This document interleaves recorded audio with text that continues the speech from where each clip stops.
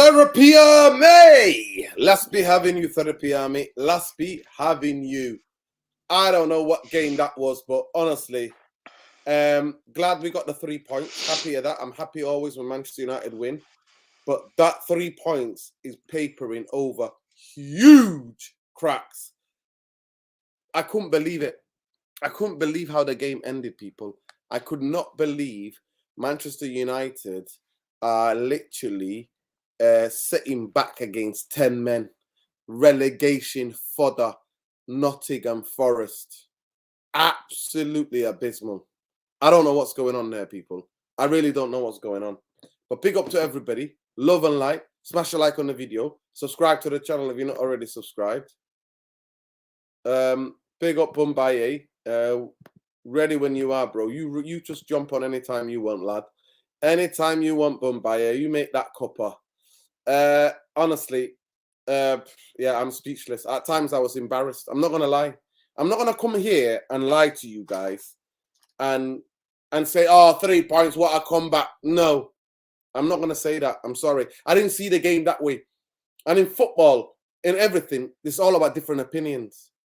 That's why we turn up. That's why people want to hear different people's opinions. We could see the same game, we could watch the same thing and have totally 2 different opinions about it. I'm sorry, on this performance, I have a massively different opinion to most Manchester United fans.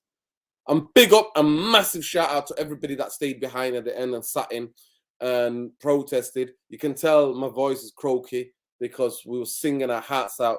And a lot of people say, oh, that's not going to do anything. This is not going to do and that. It's not going to do this. At the end of the day, to be with fellow United fans, to know that you're not alone in the way you are chanting against the Glazers and you want your football club to be better, for me, that always is a bonus. Anytime I can get amongst Manchester United energy, in the energy of Manchester United fans who do not want the Glazers, it's always a beautiful thing. Always a beautiful thing. I'm never going to knock it.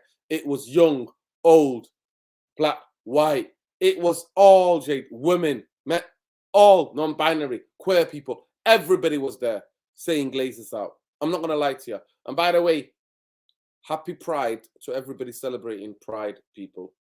Solidarity and love with the LGBTQI plus community. We always have love. Here in this channel, we recognize the humanity of every human being. Every human being. Love is love. That's what we recognize. Love is love, and we recognize every human being on this channel. And there's nothing new in human behavior, people. So pack your bigotry away. Get thinking and park your bigotry away. Nothing new in human behavior. Nothing new in the human condition. Nothing new in the human condition. Solidarity and love to any marginalized groups, especially the trans folks and the LGBTQI plus, the anybody, non-binary people, all humans are welcome on this channel. All humans. So big up to everybody. Love and light, people. Love and light. But yeah, big up to every single person, whether young or old. Everybody who stayed behind and sang their hearts out to let the message be known clear.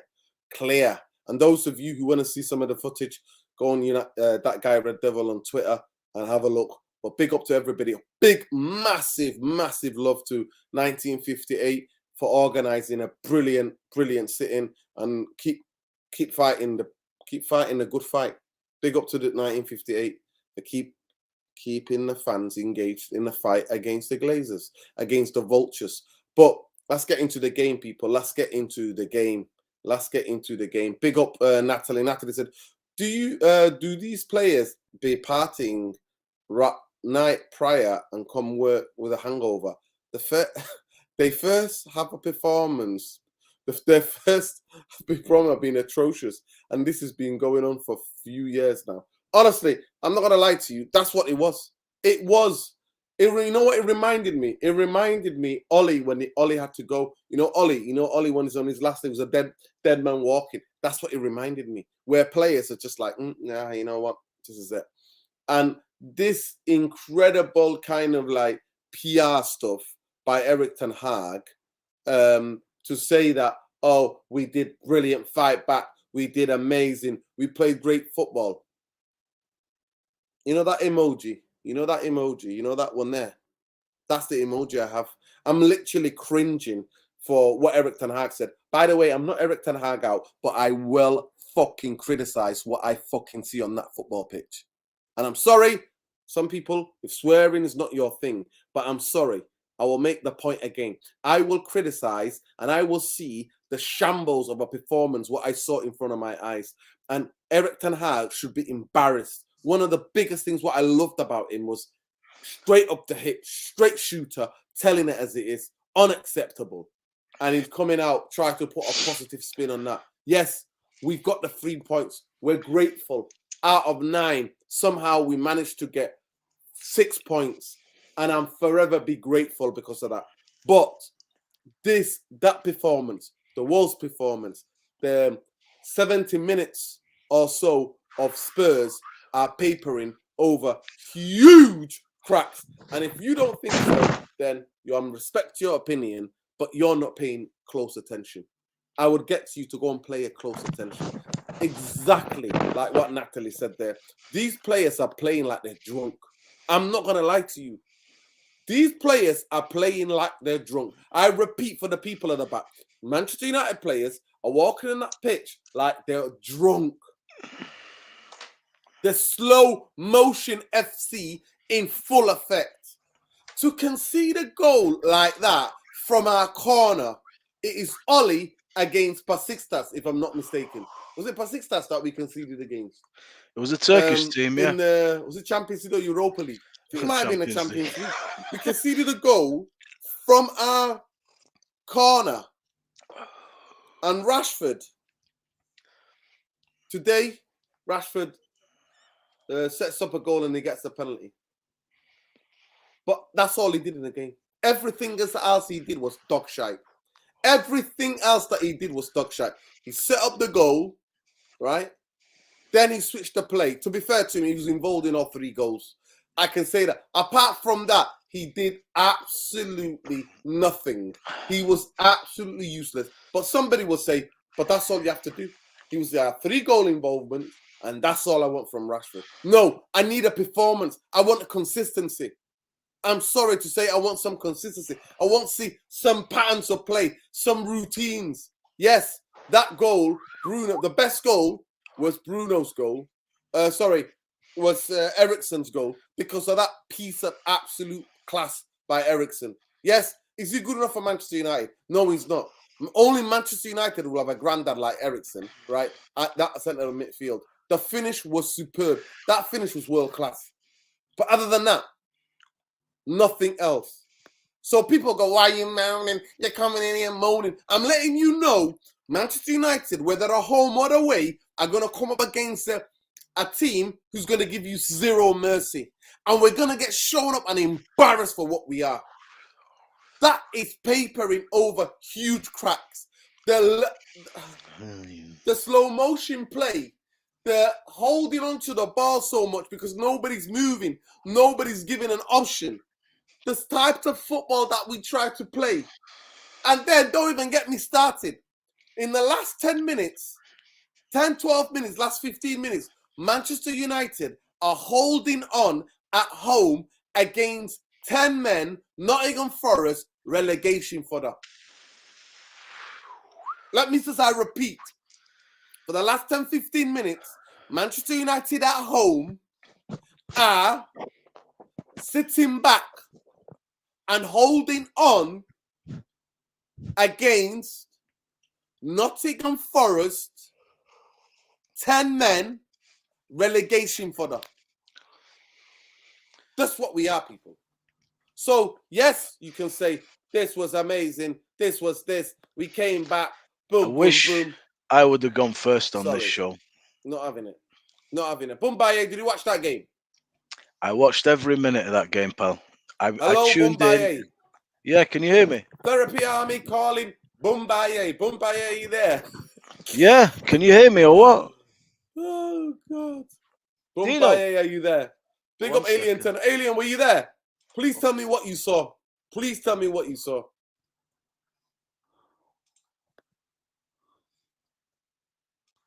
Can you hear me? Papering over huge cracks FC. Can you hear- Slow motion FC. Hot potato as part of the football FC. Can you hear me? Incredible. Unbelievable. Now, let it be known, at 2-0, it was one of the flukest goals ever. The ball Can you gets hear whipped me? in. The ball takes 2 deflections, hits this guy's head, Bowley's head, and goes in.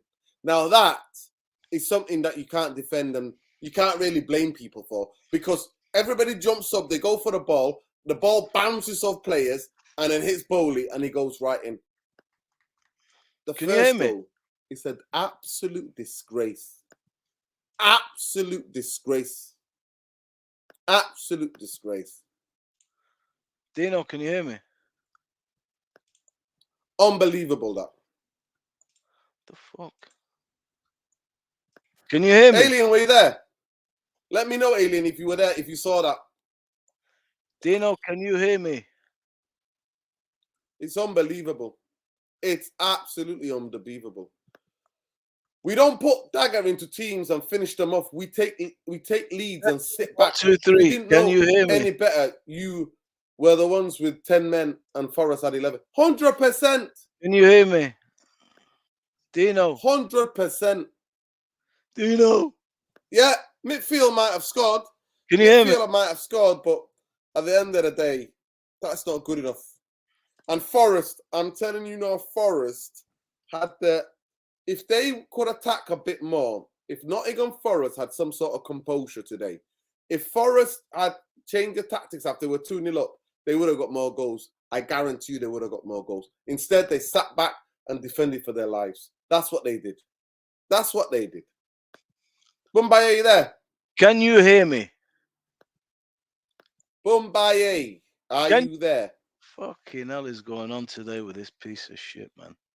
Oh my God, I don't know what's going on with Bumbaye. I think yeah. Bumbaye, is it your connection? Maybe switch off your phone, switch off the computer, reboot, and then come back. What's the point sitting in? At the end of the day, Nuruddin, I respect you, but you only really hate the ownership, Ramon Season. No, because what you don't understand, Samson, is that can you hear me? If all of us who hate the Glazers, who protest against the Glazers, all of us left the club, will be replaced by people who are just going to sit there and take it. And they know what it's going to look like. Everybody loves the Glazers, and Glazers win.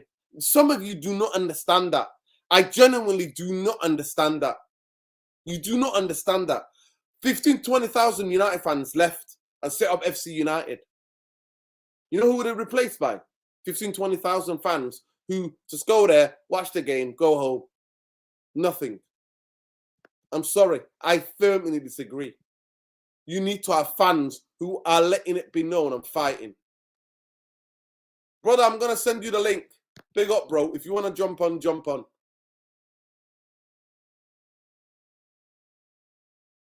Yeah, man. Big up. Love and light, man. Big up. Hold tight Pi Radio, man. They love nothing but love for them. Nothing but love for them. Nah, mate. It's at the end of the day. Have you got the mic, mate? MH. Yeah, I'm shouting at the LGBTQ community. It's Pride. It's Manchester Pride today. Parade and Pride. Hold tight, anybody, all the people celebrating. Love and light to everybody celebrating. Can you don't like it? It's not the right channel for you, mate. No discrimination here. No hatred here. Hear me? Love, love, love is the only answer. Can you hear me? It's the only answer, people. But it is what it is. No, man. United Real Therapy, big up, bro. Take Coquerel from us. You want me going to take Coquerella for a loan? No. For 10 million. We'll take him for 10 million. Dino, can you hear me? Dino?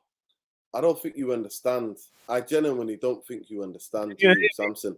I'm sorry, Samson. That's what you think, innit? We just have to stop. We have to stop this. We have to just disagree to stop. We have to agree to disagree. Simple as. The lot, let's not be real, not good enough. Aaron Basanka had a good game in my eyes, but better than that, the lot. Listen, it is what it is, people. Glazers, Bankers out, Myrtle, Arnold out. Nuruddin, we played good football. Oh, God. Sitting was good. If you on Twitter, check me out there. That guy Red Devil, Mr. Structure. You see some of the videos. Ian Fontaine is the funniest guy on here. Exactly. Absolute embarrassment. Embarrassment. Embarrassment. There's something wrong with the players. Bombaye, can you hear me? Bombaye, can you hear me? I don't know what's wrong, but can you hear me? Something going on, people. Something going on. Honestly, there's something going on with this football club. There's something going on with the manager's game plan, the players' energy and the physicality and the intensity. It's just shocking. You know, last season, we looked solid. We had the same tactics, but we looked solid.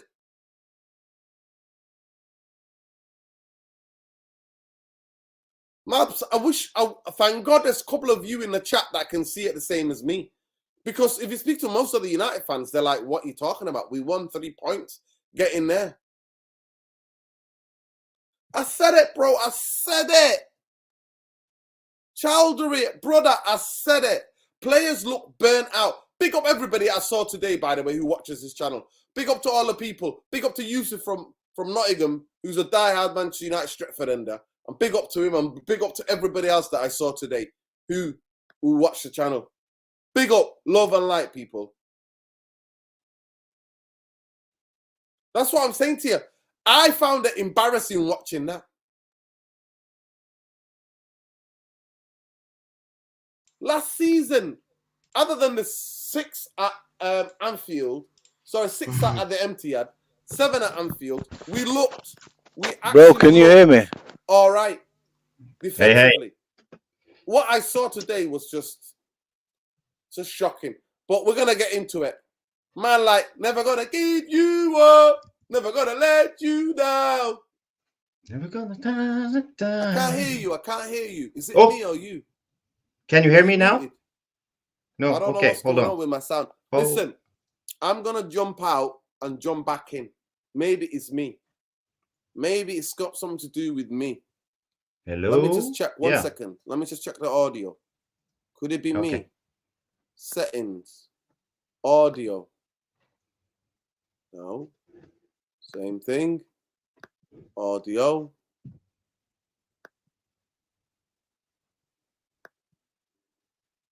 Is that better? Speak now. Say something. Can you hear me now? Can you hear me? 1, 2, 3. Go. Hey. So, Bumbaye, no. Can anyone hear me? Okay.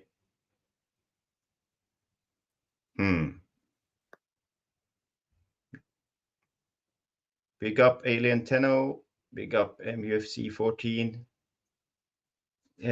Say yes in the comments if you can hear me. Okay. You can hear me. Cool. That's good. Now I'm alone. Okay. Can people hear Jarvis? Can people hear Jarvis? People can hear Jarvis, yeah? They can. Okay, people can hear Jarvis. They can hear you, Jarvis. People can hear Jarvis, yeah? Okay. I'm going to go and come back. Okay, I don't know what you are covered, so I will just read a couple of messages. I say Cyrus, we can hear Bumbaye as well. Everybody can hear me. Yeah, well, that's good. So Andrew Ellis, we are talking about maybe Henderson. I say we sold Henderson. That's great news. Yes, it is. 20 million in the bank. I think that's good, and we have to pay 7 for the new backup goalkeeper. So we are basically 13 million plus in this sale. So maybe it's the little push we need to get Amrabatil over the line. I'm very pleased with that. And of course, Henderson is not a good contributor to the squad, as I have heard, because he's a little bit negative when they don't play. So that's good. That's a good thing. So I'm excited. What do you guys think of the new signing, the new goalkeeper that we apparently are signing? I think he looks exciting. I read a little bit the scout report. I have never seen him play, but he's apparently good with his feet. He knows how to play out the ball. Negative is he's a little bit injury prone, so let's see what's going to happen, because we will have a problem when if and when Onana goes away for the African nations, and he will be away for basically January and most likely February if they go deep into the tournament. So we will need a good backup goalkeeper this window. So you're back, Nordin. Can you? Can you hear me? Is it better now? Yeah. Yeah, big up everybody. Big up people. Big up. Let me get Irfan in. Let me get Bumbaye in. I don't know what's going on with my laptop, but my laptop, the sound's not working. You hear me? Yeah, we can hear you now. I can hear you clearly. Sorry, guys. Thank think God. He's been saying that for about half an hour. Can you hear me? You know that, Mr. Bombay. Sorry, I honestly, it's been surreal. I don't know what's wrong with my laptop. Comedy FC, wasn't it? It was a bit comedy FC. It was, yeah. Did I say anything else apart from that? Hopefully not. I must have heard you for half an hour. Honestly, I could hear you. Don't worry. Right, I'm gonna restart. Listen, at the end of the day, it's difficult to hear people, innit? The internet is playing up, and I'm on my phone. People think the game's sending you a bit crazy because of what you have to watch Man United. Yeah, send me crazy. The game didn't send me crazy, guys. The game didn't send me crazy. The Manchester United have sent me crazy. Manchester United Football Club have sent me crazy. They sent you crazy. Right. They said all of us at the end of the day, I think Jarvis is the only one who's not crazy, and Mr. Bombay. They must be the only two I've been sent crazy by United. I'm not gonna lie to you. I'm gonna listen. I'm gonna start with Jarvis, and I'll come around to you guys. Jarvis, how did you see that game? Did you watch the game? First of all, how's a little holiday trip going with the family? Yeah, it was good. I was on a concert yesterday. I saw a couple of bands, so that was great. I had a little bit too much to drink, so I'm not 100% today. But you know, I'm doing fine. I've been drinking a lot of water, so everything is going nicely. Oh, now. he's doing that. Jarvis is Mr. Holiday Man, American now. Next holiday, I mean, bloody, you're the holiday man, bro. Okay, like to travel. Jav needs to be pissed to watch us. That's what this is. Yeah. No, but getting back to the game was dreadful in the beginning. There was a shock. We were 2-0 down after 4 minutes, so it was. I was so frustrated at the moment, but we played ourselves into the game. We could see that Forest, they don't have a lot of quality. It's a bad team. I'm not sure they will be in the last third of the table this season. But they did what I thought they would do. They will get us on the counter. So the first goal was a typical counter goal. So they took us on the break. I think we weren't ready for it. We weren't mentally ready. We looked like we weren't on the field the first 5 minutes. It was, of course, very hectic getting 2-0 down so early. And, it took me, the Eriksson goal was very important. So we could get back into the game and calm a little bit down. I think it disappointed me a little bit to see Bruno in the beginning when we was down. He was getting petulant. He was his body language. He was hanging with his head. He was trying all the shots, long shots all the time. And Casemiro the same. So I'm so glad that Eriksson scored that goal, so everybody calmed down. And after that, I think it was okay. I'm glad that we scored the goals we did, but the way we ended the game, we were 1 goal up, 1 man up, but we couldn't control the game. We should have just taken the ball and passed it between us and controlled the game. It was way too hectic the last 20 minutes, considering the environments we were in. So our players they struggle, but 3 points at the end of the day, I can't complain about that. But genuinely, I'm not going to lie to you, Jarvis. I want your honest answer. We're playing against 10 men relegation for the Nottingham Forest. Yep. And we're holding on for the last 15 minutes. Please tell me that is not a huge worry for the upcoming games. Yeah, you can say that, Nordin, and I get what you're trying to say, but every game lives its own life. And this was one of those games, when you get 2-0 down, everybody, you go into emergency mode in your head, and everybody was stressing out because this is a team that we should win. And everybody was going in attack, and we wanted to win. So I see from the players' perspective, it's hard to switch off when you get one goal up and you suddenly have turned the game around.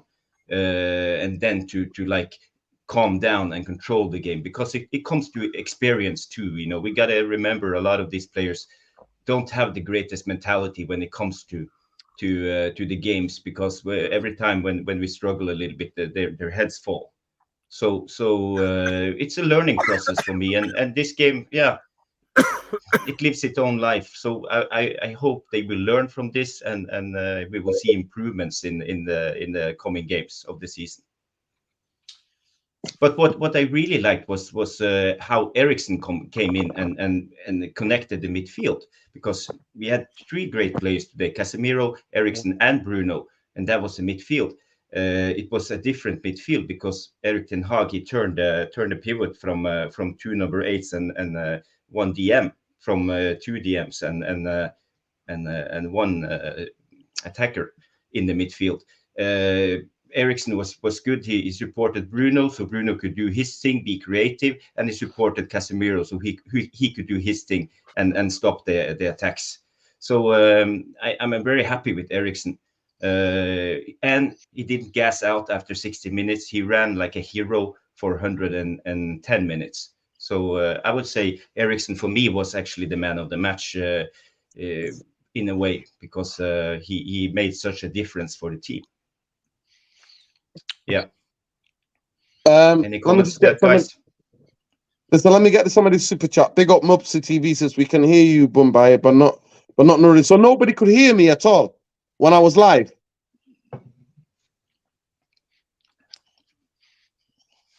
I can't hear you. No, sorry, my mic was muted. No, you could hear Bombay was saying I'm here. We could hear you, but you couldn't hear him. Yeah, okay. Big up. Stephen Hollow says, I don't care about the results, to be honest. That was shambolic. Midfield wide open again. I'm expecting to get a few batterings, whether we like it or not. 100%. And I'm so glad that I'm not thinking like this by myself. I genuinely hope that I'm not thinking like this by myself, because then I'll go crazy. I would say good comeback, but it was against Forest at home. And when we get Arsenal and Brighton next, that's worrying times. Big up Mupsy TV. Thank you so much for the super chat, bro. Owinski says, I know Rashi was involved in three of the goals. Yeah, he was involved in all three goals. But man, this guy is partially blind. He's annoying, selfish. We could have easily scored 2-3 more goals. 100%. Big up to everybody. Bumbaye, sorry I couldn't hear you. I apologize, bro. But please talk to me. Manchester United, to me, I was embarrassed watching parts of that game. I was embarrassed. I was shocked. I don't mind. The second goal is a freaky goal, right? So any team can concede that. The ball comes into the box and then it bounces between 3 or 4 players and then hits one guy in the head and goes in, right? But to concede a goal from the corner, what we had is embarrassing beyond embarrassing. All right. It's absolutely embarrassing. And Rashford tonight should hang his head in shame. All right. Because you do not defend like that when you are the guy that you work on it on training. You're supposed to, if you even foul a guy, you take the yellow. You're an attacker. You take the yellow. Go ahead. Listen, how did you see the game? And please tell me you watched the game. Go ahead. Yeah, I tuned in. We were already 2-0 down. I tuned in, I think it was 16 minutes in. I watched the whole game. I'm going to give you my side of the story. It's a bit different from yours. But I do hear and take on board the concerns of everybody. I do. But this is what I saw. This is a very big pressure game today because of the start. And not only on your channel, I'm not even a social media guy. You can feel the angst of a lot of our fans in the air, saying quite derogatory things about Erik ten Hag after just 2 games of the new season. Irrespective of, okay, it wasn't great at all. We scraped 3 points. But today I'm going into this game thinking this is a massive pressure game. It is Nottingham Forest. We are at home. But the media scrutiny and the reproach from the fans and the media has been quite big going into this one. And to go 2-0 down straight away like that against a team that it's their right to lock up shop. All I wanted to see, okay, Are we going to flip and flop, or are we going to hold our heads now, and are we going to get back into this game? I thought we controlled the game very well. They were camped in their box, and their job is to put a bank of 5 with a bank of 4 with the 2 up there, and then our job is to break them down, which we're not usually good at doing. But I thought we recycled well. I thought we moved the ball well at times, not always. I was very impressed with the movement of the team. And you can check on our chat, bro. As soon as Ericsson hit the goal, I said to the boys, I said, listen, if we score within the first 20 minutes of the second half, we're getting 3 points today. No doubts. No doubts. For me, I'm really happy. I'm really happy with the performance and the way that we came back and the way that everybody kept their calm, kept composed. Those goals are a disaster. That Eric Ten Hag said himself, we have to iron those kinks out. You know, on another day, it doesn't go our way and we have a different conversation, that's for sure.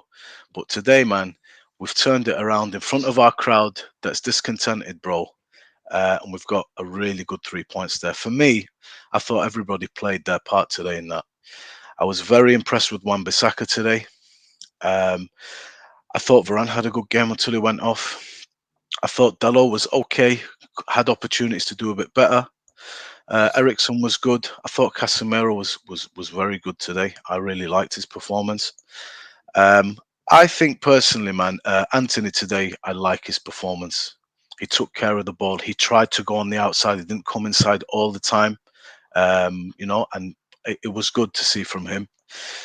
Martial, he did, he did his bits and his bobs, but Anthony Martial, we need to get him fitter. We need to get him more up to speed. There's balls flashing into that box sometimes. He's not where he's supposed to be. And then there's balls coming into that box which are not feeding him where he is. For me, Rashford today, I get it, what people see with Rashford, the blind alley sting and stuff like that. But I think Rashi takes it upon himself to try and make the difference. And he is a little bit immature in his play. He's got to develop that. He's got to see Bruno. He's got to pick the right passes sometimes. But, when he's out there on the left, man, it's havoc time. It's danger time when he's in the mood. And today, I've got to credit him. The guy put an absolute shift in up and down that pitch. Even after the 90 minutes, he was running his ass off. I get it. The first goal, he should bring him down, but it happens, man. It's a bad time. But the quality of Rashford shone today, and he was constantly on that ball, and he never stopped. He kept trying. I know they switched him to the right. It was the right thing to do at a certain point. There were 4 dispossessions of Rashford running down a blind alley, unanswered. Ten Hag switched it. It was good to give him a break for a little bit. Then he came back into it. My man of the match today is Bruno, bro. He was captain fantastic. Calm, led by example. I saw a lot of shit balls, bad passes. He was clapping them, saying to them, keep going. You know what I mean? Well tried. His quality really shone for me today, man. The guy's endeavour, look at the run he makes to get the red card. He wanted it. He wanted the reprieve. So for me, bro, I think today is a very good day. I really liked parts of it that I saw. In terms of the actual going down, having to come back, I know it's Forest. Yeah, this is something that we need to stop. But today is a good day because we come back, it's big pressure, and everybody played well, man, played their part today.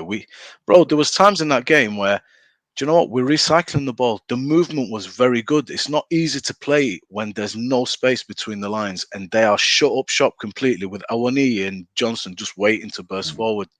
Do you know what I mean? And end of the day, we could have been out of sight.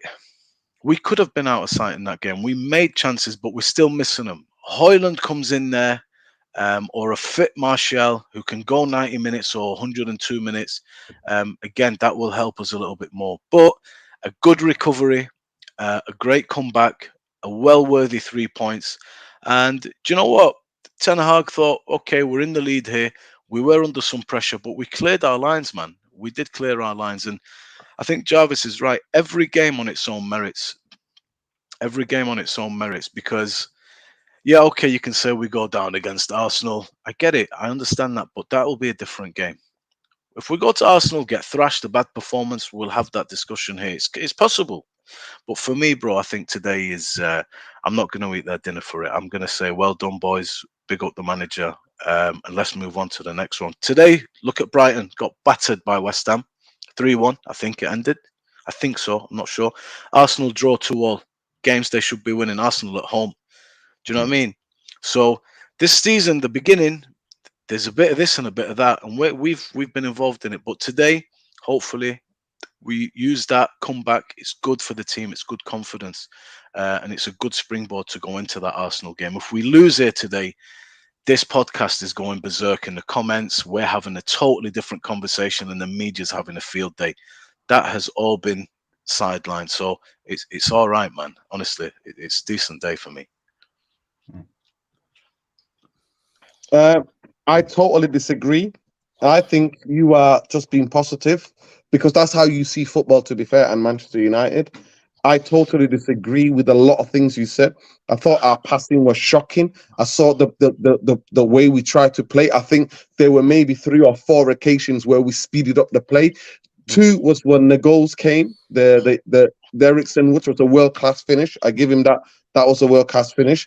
The setup for the second goal, the equalizer, that was a really clever movement and what was done, and Casemiro putting it in. But apart from that, Manchester United to me were absolutely abysmal.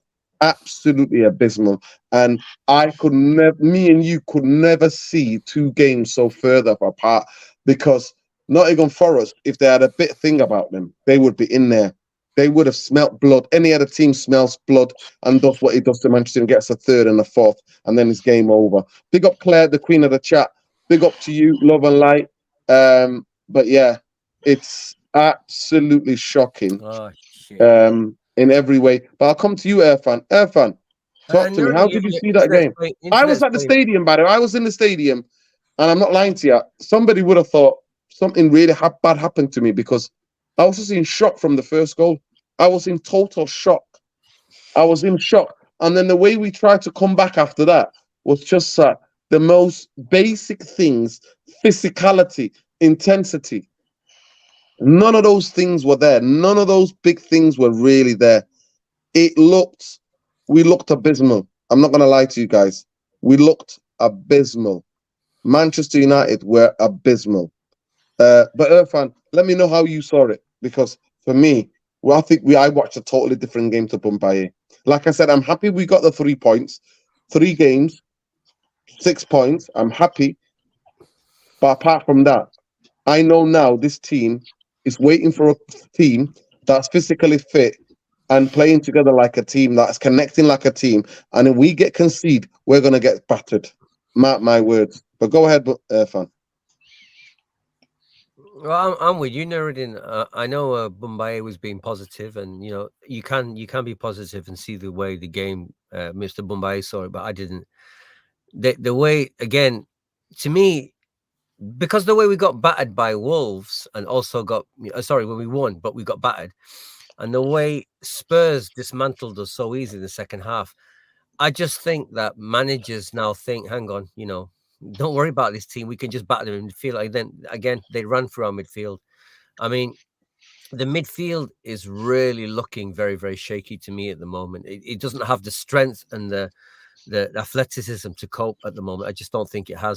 It's like I don't know. It's like a car on its last legs in a way. It's just not. It just doesn't have the power. They are more athletic than we are, Nuruddin. They just didn't know. I mean, let me be honest. They didn't know what to do after 2-0. They didn't know whether to go forward, keep going forward, to sit back. They were just shocked they were in that position, and that's what allowed us back in the game. And obviously we've got the fans, but to be 2-0 down after 4 minutes, Nuruddin, 2-0 down. I mean, come on. So to me, I have to continue what I've said. I said we are in bad trouble. If you're a real football supporter, we're not looking good at the moment. We're looking shaky, but you can also say from Bombay's world, hang on, we've got 6 points out of 9, so it's okay. So the results have been good for us at the moment, but the performances hasn't. So I can understand why the fan base could be divided, but to me, it was a shocking performance. And Nuruddin's right. If you watch the last 11 minutes of extra time, they're a man down and they're still going for it. and they're still putting long throws in, and United are like almost defending for their life, and United have got one extra man. I mean, if you wanted to sign that the team is not in good form, that 11 minutes of extra time will tell you all you need to know. And it's because teams smell blood with United, Nuruddin. They smell blood.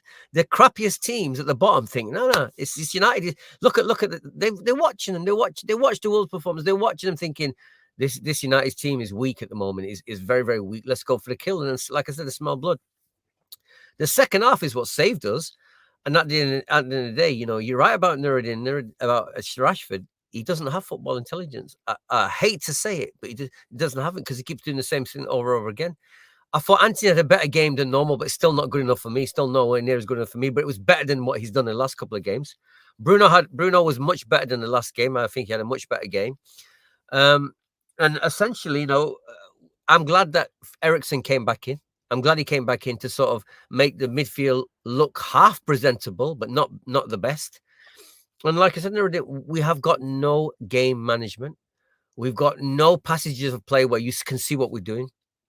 We still struggle, again and again, to open up teams. We just struggle. Our patterns of play, if there are any, are the same mistakes we keep making. Our passing is still shoddy. It still misses the guy. We're still not an effective passing team. But we relied on the home crowd to jeer the players up, and the players did it, but without showing any real skill. That was just endeavour and heart that got us through the game today. And luckily that they bottled. I mean, the decisions did go away. I don't know whether I would have given the Rashford a penalty. I don't know whether I would have given the guy sent off. I mean, they would have given him, but we take him. But sometimes those decisions are not going to go for us, Nuruddin. We might not get that penalty, and there might only be yellow for that one, saying the other player defender was closer. So we had to run an agreement of decisions against Wolves. We had to run of the decisions again today. But if you're an honest Man United supporter, there's no way you can take any sort of solace or any kind of hope from that game. You just can't. And here's the thing, Nuruddin. I'm trying to work out what's changed in Eriksen this year. What's changed? You said before about the way his post-match review. You said it, Nuruddin. I can't understand it. I mean, I don't know whether he's cursing the players in the changing room or just trying to put a brave face on, but I'm confused at the moment. So look, we got Arsenal next, and I'll say now to Man United fans, if we get beat like a big 4-5-0 coming up soon, then we'll be vindicated as in our worry. If we start getting it together, then you can say that we were wrong, or Nuruddin was too pessimistic, or I was too pessimistic. You can say that, but these are very, very worrying signs at the moment. Now, I'm not sure whether we're suffering what Liverpool suffered last season. I don't know whether it's that, because I'm trying to work out what it is. Is it the tactics? Is it the fitness? Is it the managers just not got their tuning right? I'm trying to work out which one it is. It's probably a bit of all three at the moment. But those three things are as clear as day. And if you take your Man United underpants off and just watch them as a neutral football supporter, you will say that this team is not playing well. This team does not deserve to have 6 points from 9. And it's very worrying. If you're a hardcore Man United supporter, it's worrying. But the only but I can say is the fact that we should be lucky and be thankful that we have managed to get 6 points out of 9, considering. But something's got to change drastically. We know we need to get players in. We badly need to get a midfielder in. We need to get another creative midfielder in. And it's showing at the Nuruddin. I mean, did we miss Mount today? I don't know. I don't know what he would have done. And here's the mad thing is that I just hope that we get players in, because if we don't get players in, it's going to be a crazy mad season this season. It's going to make last season seem like like we had a little roller coaster last season. This one's going to be like, one in the Grand Canyon or something. It's going to be a proper nightmare for us. We're going to be under so much stress, and it's going to send us all crazy this season if we don't shape up quick. And I can't see how we're going to shape up quick at the moment. I can't see it, Nuruddin. Jarvis, so you're obviously glass half empty kind of guy. What were the positives that you took from the game today? Yeah, one of the positives is we have 31 games unbeaten at home at Old Trafford, so we continue our streak for winning games. That's incredible. That's a good job from Erik Ten Hag, considering the players and the team we have at the moment. And with the Glazers, it's hard. So Ten Hag is doing his job. I'm glad that Ten Hag changed the pivot, that he actually found out that we have to support Casemiro, and Eriksen took that role excellent. I'm also positive with the left back. I think Dalot got a little bit of stick, but from in my eyes, I think he was okay. He wasn't the best player on the pitch, but he has been sitting on the bench all the time, and now he play left back. He's not a left back; he's a right back. So, considering that, I think he did fairly well. And there's bits and pieces. You can see, for example, Martial a couple of times when he holds up the ball, so we get a little breather and we can start our attack. So we get a more possession-based football. So I won't say Martial had a good game, but he did something different than Rashford, because Rashford is no number 9. We know that. I'm excited when Højlund comes to see how we will affect our attack and how we play. I think he will probably be more influenced in the build up. He will drop down and help out. And what to say. We won the game. I was extremely frustrated at the beginning, but I'm just so happy we won, and I sat with the feeling that after the Eriksen goal that we would turn this around and win the game. I understand the frustration of you, Nuruddin. I understand what Irfan is saying about the game, and yeah, I agree with you guys, but I don't want to paint it completely black and say everything was wrong because we won the game. I think there were bits and pieces that I can see what we are trying to do. And of course, as I said, every game lives its own life in a way. What can we do to get better? There's a lot of things we have to do to improve. I think we have to move our feet better. I think we need to play more compact as a unit. I think we stretch too much in a way. I think we are attacking with too much pace when we could slow down and build up in a slow and steady way. And I think also we should be better to shift the play when we play against a low block as we did today. We nearly never shift the play. We play on one side and then go for the finish. We don't play on one side and drag them out and then shift play and then go for the finish. So I think there's a lot of like tactical things we can do to improve our game. But as I said, a win is a win. So I'm happy, but we have to improve going forward. Yeah, big up Jarvis. Yeah, this football is all about point of views, and we respectfully disagree, and it's always with love. Wimbai, coming back to you, what are the major positives that you took from today's game? By the way, please smash a like on the video. There's 250 of you in here. Smash a like on the video, subscribe to the channel. We're 170 away from 8,000, so subscribe, like, share, become part of the community. Here is real, is raw, and is honest, people. It's really honest. That's what we are. We were licked with Cucurella. Breaking news: Cucurella. Reguilon will be asking about. Yeah, it's interesting what Manchester United are up to, but it's going to be more interesting what's going on. Is the show injury bad? Is the show injury bad? Is that what it is? Yeah. Yeah, fan. It's the same thing we see. We always see it with Shaw. On form, gets a contract, goes out for a couple of months, comes back sluggish. You know how many T-shirts that I've worn, how many films I've seen of Luke Shaw doing this. It's repetitive. It's unbelievable. But it is what it is. He'll be back on the pizza soon. He'll be back on the pies and whatever he eats, and it'll take him month to month to get fit. But go ahead, Mumbai. What other positives did you see? Well, it was a complete turnaround from what I've seen in the opening 2 games. This is a bit more what I'm used to from United. I mean, I'm somebody that's accepts it's unacceptable to go 2-0 down like that. But what I'm thinking at that point is, okay, am I going to see the game get away from us again? Am I going to see just a very haphazard, very rushed, desperate situation with poor quality to try and get back in the game? Am I going to see players losing their shit like Bruno in the last game? Yeah, everybody was criticizing him, huffing and puffing. Or am I going to see a team that is going to be calm like it was last season for large spells? That is going to think, right, we're 2-0 down. We have to turn this around. This is a team we should be beating. So that's the first positive. Everybody was calm. After 2-0 down, they camped in their box completely. It's their right to do so. I would do that. Let's pick them off. They're going to push a major high line here today. They have to now. They're at home. They should be winning us. We're 2-0 up. We've got a nice cushion. Defend our lead and try and break. It's not normal. Can you break them down? What do we not do well? We don't break these types of teams down.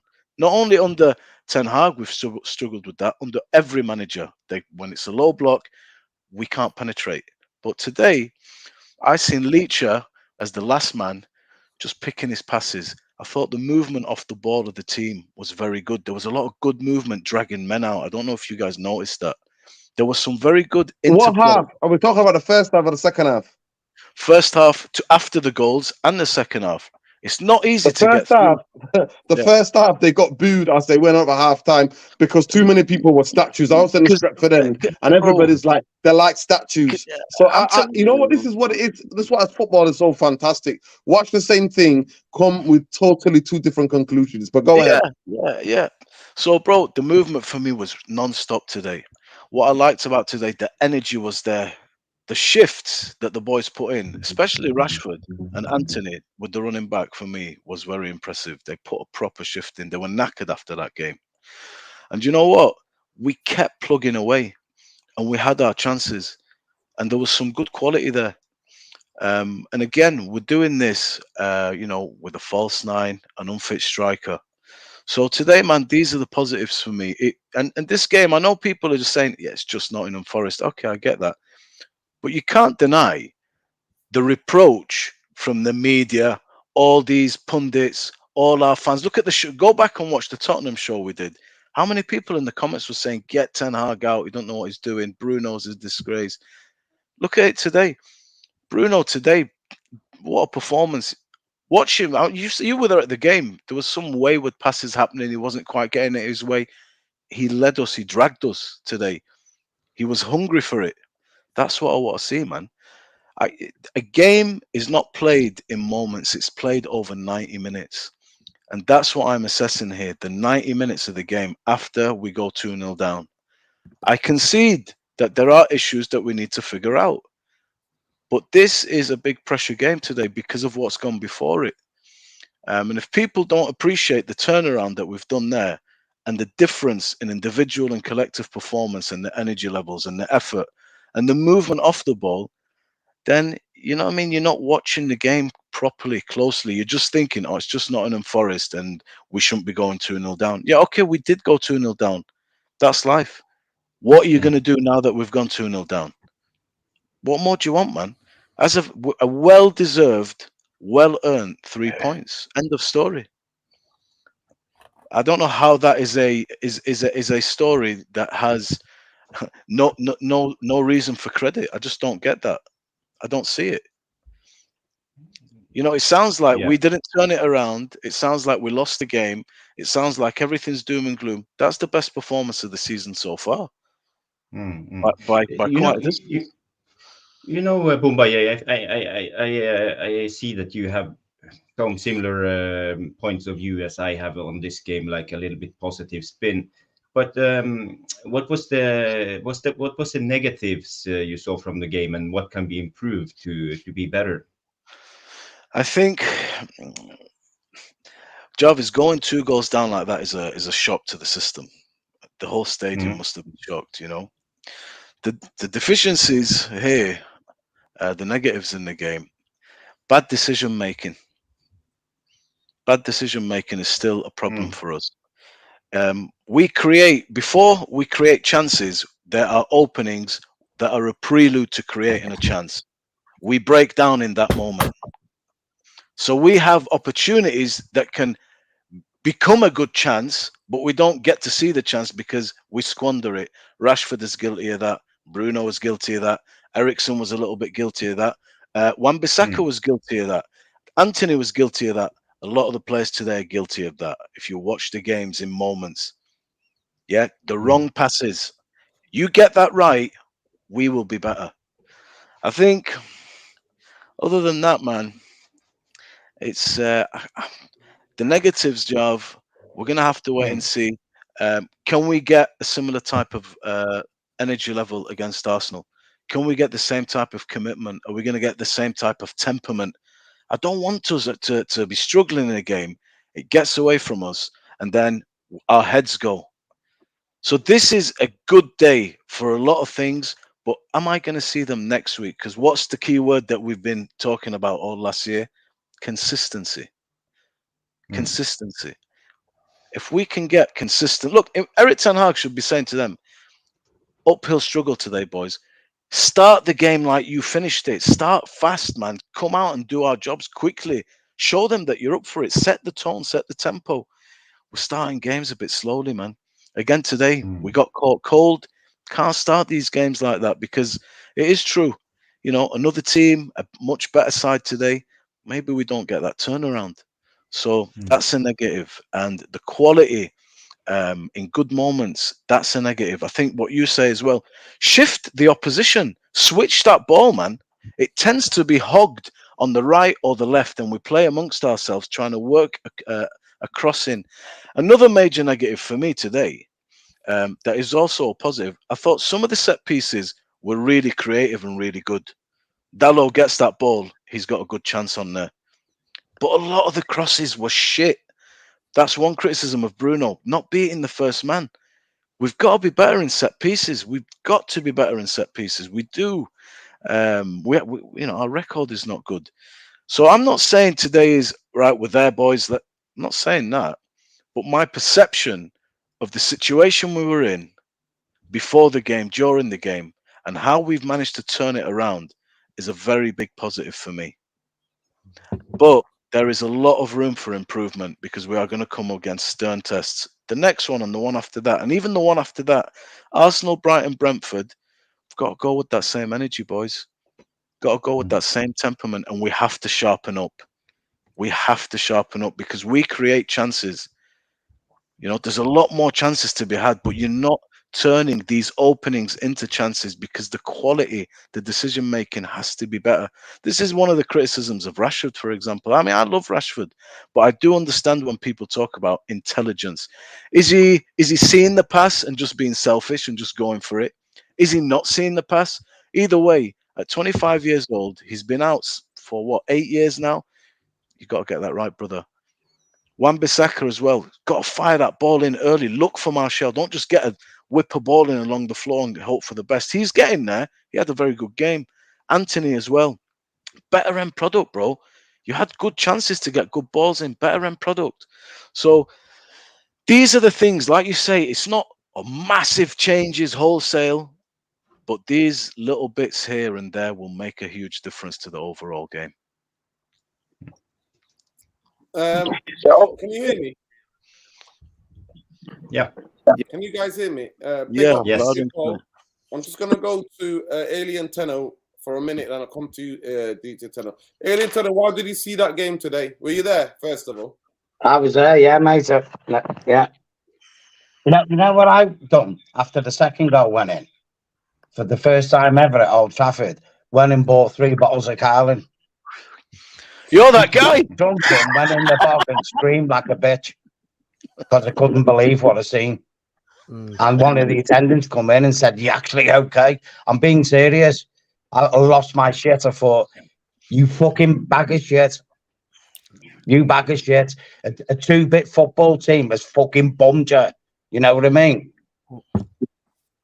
And you had 2 of our fastest guys on the first goal, Anthony and Rashford, and they were struggling to catch him. And you could see the guy actually slowing up in front, the Forest one. And if you look closely, I think Rashford actually toes it into the goal when he makes the challenge on him. We got back into the game. I tell you what, like if Forest goals would have come earlier, not earlier, sorry, later in the game, we wouldn't be coming back into that game. Their goals came at the wrong time. Yeah, They shut up shop. If it had been like 20, 30 minutes, them goals, we were cooked in that game. Literally cooked. We wouldn't be coming in. Marcus Rashford signed a new contract. Geezer's done fuck all. Remember when he done that walkabout thing with Gary Neville, whatever it's called on Sky, I'm going to do this and that. Like, I'm hoping to score more than 30 goals in a season. Here's a bit of that shit you're smoking, son. Because you're lucky to tie your fucking bootlaces at the moment, man. Never mind score more than 30 goals. Yeah. You've had your fluke season. You signed your contract like Luke Shaw, and you're fucking dog shit like you was. Rash Bandicoot are running in a straight line. And if you look back now on the replays, that wasn't a penalty on Rashford. He fucking dived. It wasn't a red card on Bruno either. Forest got robbed. They literally got robbed like in that game. And then Onana, when they're down to 10 men, Alanga comes on and they're taking the game to us. And in us our asses, we'll take the game to you. And Anna makes a top corner save to keep it as a draw. And it's like, you're shitting me. Literally. We played well. No, we didn't. We got lucky again. We played fucking dice football and got lucky. Yeah, one of the good players who played well, Varane, he's gone off injured now. He's injured. I'll tell you what we've got to deal with next season. 2 more fucking problems. Casemiro and Varane will be playing in the Saudi League at the end of this season. So there's 2 positions we've got to sort out already. Besides the shit we got to sort out now, like, there's 2 more on the list. It's peak. Eric Ten Hag is fucking done, mate. I'm telling you, this guy is fucking a dead man walking. Make no mistake about this. He's fucking cooked. Hey, Lieutenant, do me a favor. Go to this private chat. Make sure you type your number in there so I can send you the link next time. Big up. Interesting, Nuruddin. Alien Tenno's read it like we have, very like doom and gloom. Interesting. At the end of the day, I think people at the match. Alien's at the match, like you're at the match. I think people who are at the game, I think we saw a different game how we looked on TV than what we saw on there. But DJ Paul, talk to me, brother. Big up to you. Love and light. It's lovely sunshine. It looks like a sunshine out there in the US. Yeah, it's 2:40 p.m. It's almost 3 p.m. In Maryland? No. I'm in LA now. I moved. Yeah, because I was gonna say because it's 10:40 here. So yeah. I'm in LA now. I moved last year, so big up, man. Big up, bro. But how did you see that game all the way in America, man? How did you see that? It was a morning game, obviously. How did you see it? Listen, I kid you not. When we conceded the second goal after 4 minutes, I actually contemplated on turning my TV off because it's 7 a.m. There's so many better things I could do at 7 a.m. and watch that shit. I mean, to be honest with you, like how you start a game like that, where I mean the corner, you take a corner and then Wan-Bissaka loses out his header, and Rashford really, for me, honestly, I'll say this now. After this season, cash in on Rashford. I'm tired of Rashford. I don't want Rashford in this team anymore. Cash in. This market is inflated. Somebody will pay $100 million for him. That money is more than enough to do a half decent rebuild, to get in a decent left winger who can actually track back, who can actually do defensive work. I'm tired of Rashford. I really, really don't want Rashford in this team anymore because they sign contracts and just go blank. Him and Shaw. And Shaw, for me, I think is out for the rest of the year. I'll be surprised if I see Shaw back in December. I think he's out for the rest of the year. So, poor game from start to finish. Cool. I mean, we came back and won, but poor game. It's a poor game. There's nothing. And for me, honestly, maybe people don't feel like this, but I want the manager out. I think I've seen enough. I've seen enough. This guy honestly does not learn from anything. The Spurs game last week was my final straw. You played the same team from the Wolves game, didn't learn, and we lost. And he's saying, oh, well, it wasn't the midfield. It was the attack and the defense. Cool. If that's how you see it, cool. I just want him out now.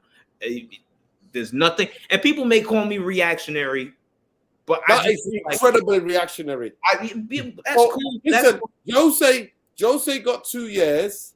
Van Gaal got two and a bit years.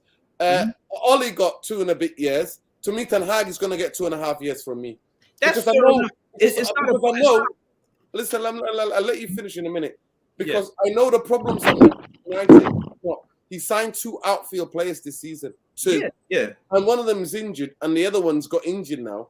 And for me, last season, we're still playing the same football that we played in March, at the beginning of March, till the end of the season. So, but in last season, we looked tight defensively, more tight.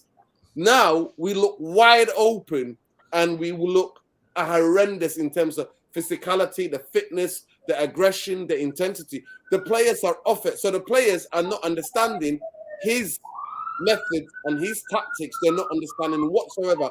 But I'm not the manager out, because if Ollie, Jose, and Ten Hag, Louis van Gaal got all 2 years, he's going to get more than 2 years for me. Right? And for me, that's fine. I mean, listen, at the end of the day, I know it's not a popular opinion. I'm not actually saying that's your opinion. That's your opinion. Yeah, listen, I want him out, but I know deep down he's probably not going to get sacked unless things really, really go downhill like from here. Well, all I'm just saying is he doesn't learn from mistakes. And for me, that's a criteria where for Ollie, we were like, oh, Ollie doesn't learn. He makes subs too late. It's the same thing. And for me, I'm not going to say Ten Hag is a replica of Ollie, because actually he is a proper coach. I just feel like he sold us a big dream. And all this total football that we were promised, all this Ajax, Barcelona type football we were promised, it's not there. We're trying to play high pressing football like Liverpool, and it's a shittier version because there's no high press. People are getting caught out. We give the ball away, loosely. For me, I don't see anything. And for me, just moving forward, all these players that we're even linked to now, I mean, Mason Mount for 55 million when you could have used that money to get 2 proper midfielders. Amrabat was there for 25. Even that American kid, Tyler Adams, for 20 could have been a good, decent backup for Casemiro. Wouldn't that have been good value for money? So at the end of the day, I know at the end of the day, listen, don't get me wrong, Glazer's out because these guys have ran the club for shit. Like for me now, it's getting too much because all this sell to buy FFP bullshit. I mean, we sold Fred for 8 million. We just sold Henderson now for 15. I've been doing the calculations. It's probably 52 million that we've made in sales. What's taking this Amrabat deal so long to get? What is this FFP nonsense? It's Glazers. It's the Glazers. We were there sitting in today and doing it. But DJ Paul, I understand your frustrations. I just genuinely do think that is a massive overreaction. But at the end of the day, all opinions are valid, and that's your opinion. But we got Moe here in the house. Big up. He's in. If I'm not mistaken, where are you, bro? Where are you? What side of the United States are you? West Coast, Dallas, Texas. Another West Coast, another one. Dallas, Texas. Sunshine everywhere, man. I see sunshine. Everywhere, but except for fucking Manchester. It's sun shining in Alien Tenno, but Alien Tenno is at about 10 fucking Heinekens or whatever. Nah, the last time I was there, it wasn't actually that bad. It was pretty good weather, man. No, you must have come on a one lucky day, bro. One lucky day for you. No, I go every once in a while. I have cousins that live there, so I go there to visit them every now and then. But yeah, talk to me. Listen, talk to me. How did you see that game? Yeah, I don't have much time, but I do have a few criticisms that I want to give out. First one, there's no proper movement in the final third. I know that the guy with no screen was talking about Mumbai. Sorry, apologies, but he was saying that there's a lot of movement. I think I do agree with him to a certain degree. I think the second half, we came out with a lot of urgency, but after we conceded the 2 goals, everyone was static. Yes, we calmed things down. The fans got back on side, but that's mainly to do with the fact that they sat in the low block. But second half, yeah, we came out with that urgency. I thought there was some good movement, but the criticism I have is still not good enough movement. We found it way too difficult to break them down, in my opinion. Only barring a few moments, I didn't see too much combination play between too many of our players. But yeah, very disappointing to go 2-0 down early. But it kind of took away from what Ten Hag wants to do. He wants us to press high. He wants us to be a great transition team. Today we were tested about some other things, like breaking teams, down in the low block. But we don't have enough intelligent players, in my opinion, to constantly do that. So we found it very difficult. And yeah, another criticism. People won't like this one, but I thought Bruno, as much as he did good for us today, I think he did like fantastic things for us today. Some of the passing, a few other things, but sometimes the guy just plays against us, in my opinion. Like he just plays against us. Like I agree with you, by the way. You have to start respecting the counterattacks. You have to be more patient with the ball, especially up against low blocks. In transition, I get it when you have to take risks, but it's just you have to learn how to be more patient up against teams with low blocks. But yeah, that's all I really have, to be honest. Yo, big up Mo, man. Free Palestine, always. Love and light. Enjoy the rest of your day and afternoon. Alien, I'll let you come back for one more minute. Go ahead, bro. Listen. Yeah. Tell me the positives that we saw. The positives that we got 3 points. Come on, Alien. Cheer up, lad. We got 3 points. The positives, in parts of the game, we did play decent. I wouldn't say we played magnificent. We played decent. I mean, no disrespect to Forest, but they're not a prime Barcelona, are they? Imagine if we'd have been playing Man City today with a full squad. I tell you what, Old Trafford would have been emptied at half time because it would have been 6-0.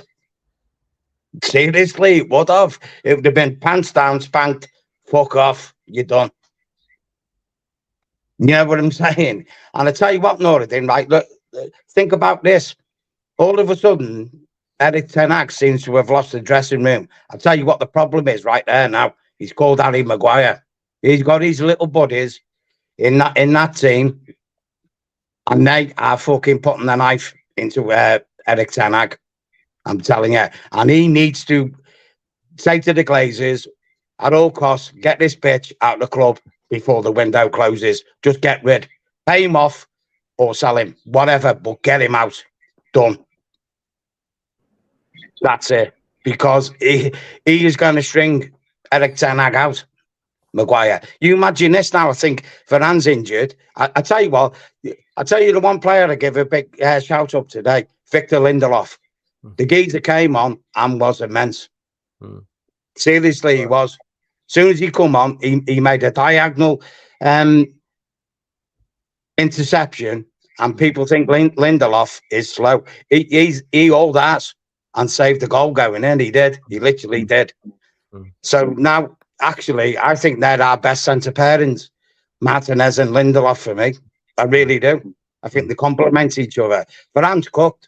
Forget about Rolls-Royce Varane. Rolls-Royce Varane's got a flat tyre. That's the problem with that guy, like. You know what I mean? He ain't the Real Madrid Varane. Put it that way, like. No, he's not. He's definitely not. No, he's definitely not. You know what I mean? So, listen, we got 3 points. At the end of the day, I'm coming back on the coach with the fans. We're all discussing things. And the end of the day, the bottom line is we got 3 points. We didn't lose them. For me, that's the only positive. So we go again. I mean, in the cold light today, you look at it this way. Brighton were flying. West Ham handed them their asses. Arsenal were flying. And Fulham tripped them up. So all in all, if you look at it, not a bad day for us. No. Big up, Alien. Paper in the cracks in it. Yeah, big up, Aileen. So listen, put your number in a private chat. Go to the private chat where you on, and then put your number in there. Yeah. But no, before I go, Saeed's got my mobile number anyway.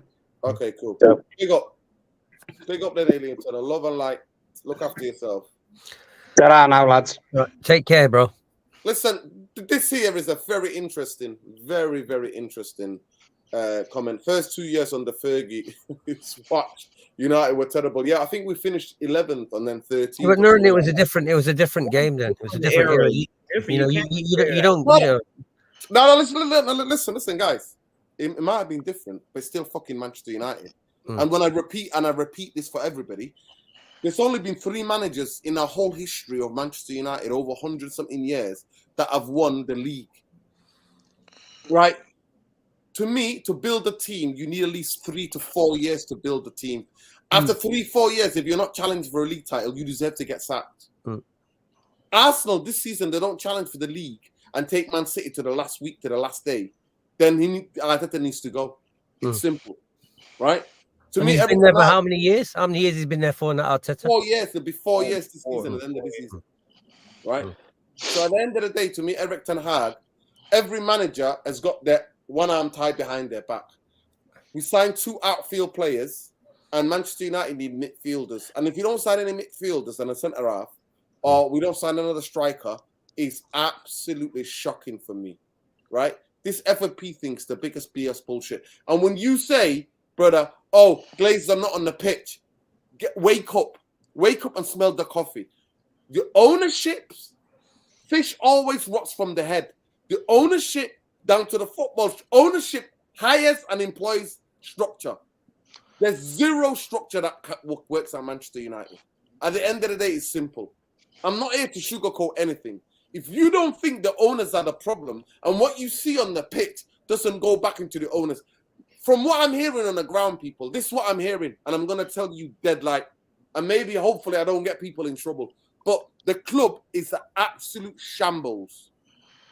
From everything from the Mason Greenwood situation to the ownership, right, to what's going on with the likes of Maguire and everything else, the club, inside, people who work at the football club are telling us that I wish you knew how bad things are at the club. And the tipping point, and what tipped it over the edge was the Greenwood thing. How they tried to get away with bringing Greenwood back in that sense. Everybody's disgusted. People are falling out. And by the way, majority of this was split, by the way. It split the dressing room as well. Yeah. More people did not want Greenwood back. Less than half wanted Greenwood back. So Manchester United are capitulating off the pitch at every level. Listen, of course. Can I just say, Nuruddin, look,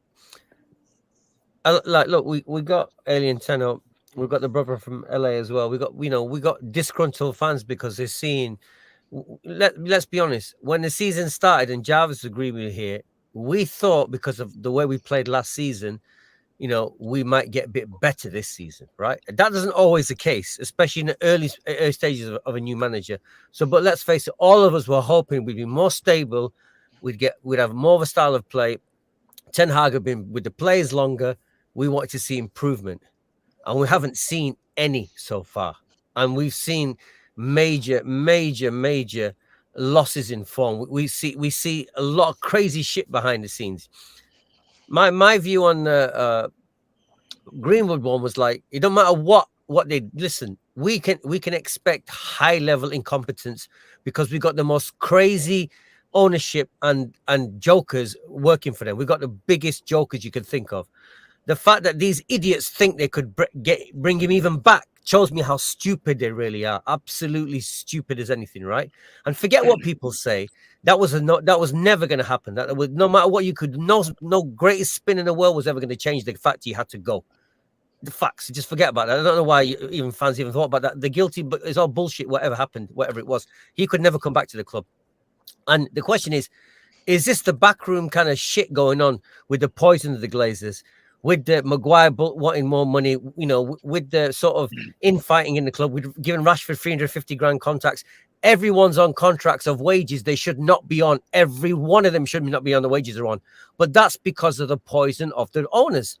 The owners dish out these ridiculous contracts that no one else would give to these players. No one else, no other team would pay them that kind of silly money unless they were top level players that were proving it. And like I said, I always go back to that same equation. Players before the peak, players at their peak, players past their peak. We still got too many past their peak, and we have got one or two that are pre-peak. I don't know where Rashford fits into that because, like I said, I don't see an improvement in him. So when I listen to all these fans come on and analyze what's going on with the team, etc., like the brother wants Ten Hag to leave, that tells me how disgruntled some fans are, because if you ask him to leave already after 1 year, that's crazy. But Nuruddin, you know, and I know, you only get 2 or 3 years really before you're sacked. At a big club, you don't get more than 2 or 3 years. Yeah. The Glazers will the Glazers, they will all, the one thing the bankers and the Glazers, what they're good at, self-preservation. They'll pull that trigger. Once they of course, yeah. But I'm saying, I'm trying to, yeah, but Nuruddin, I'm trying to work out, but I'm trying to work out with you, because we cannot understand why the form of the team is so bad on the pitch. Now we're thinking it must be shit behind the scenes.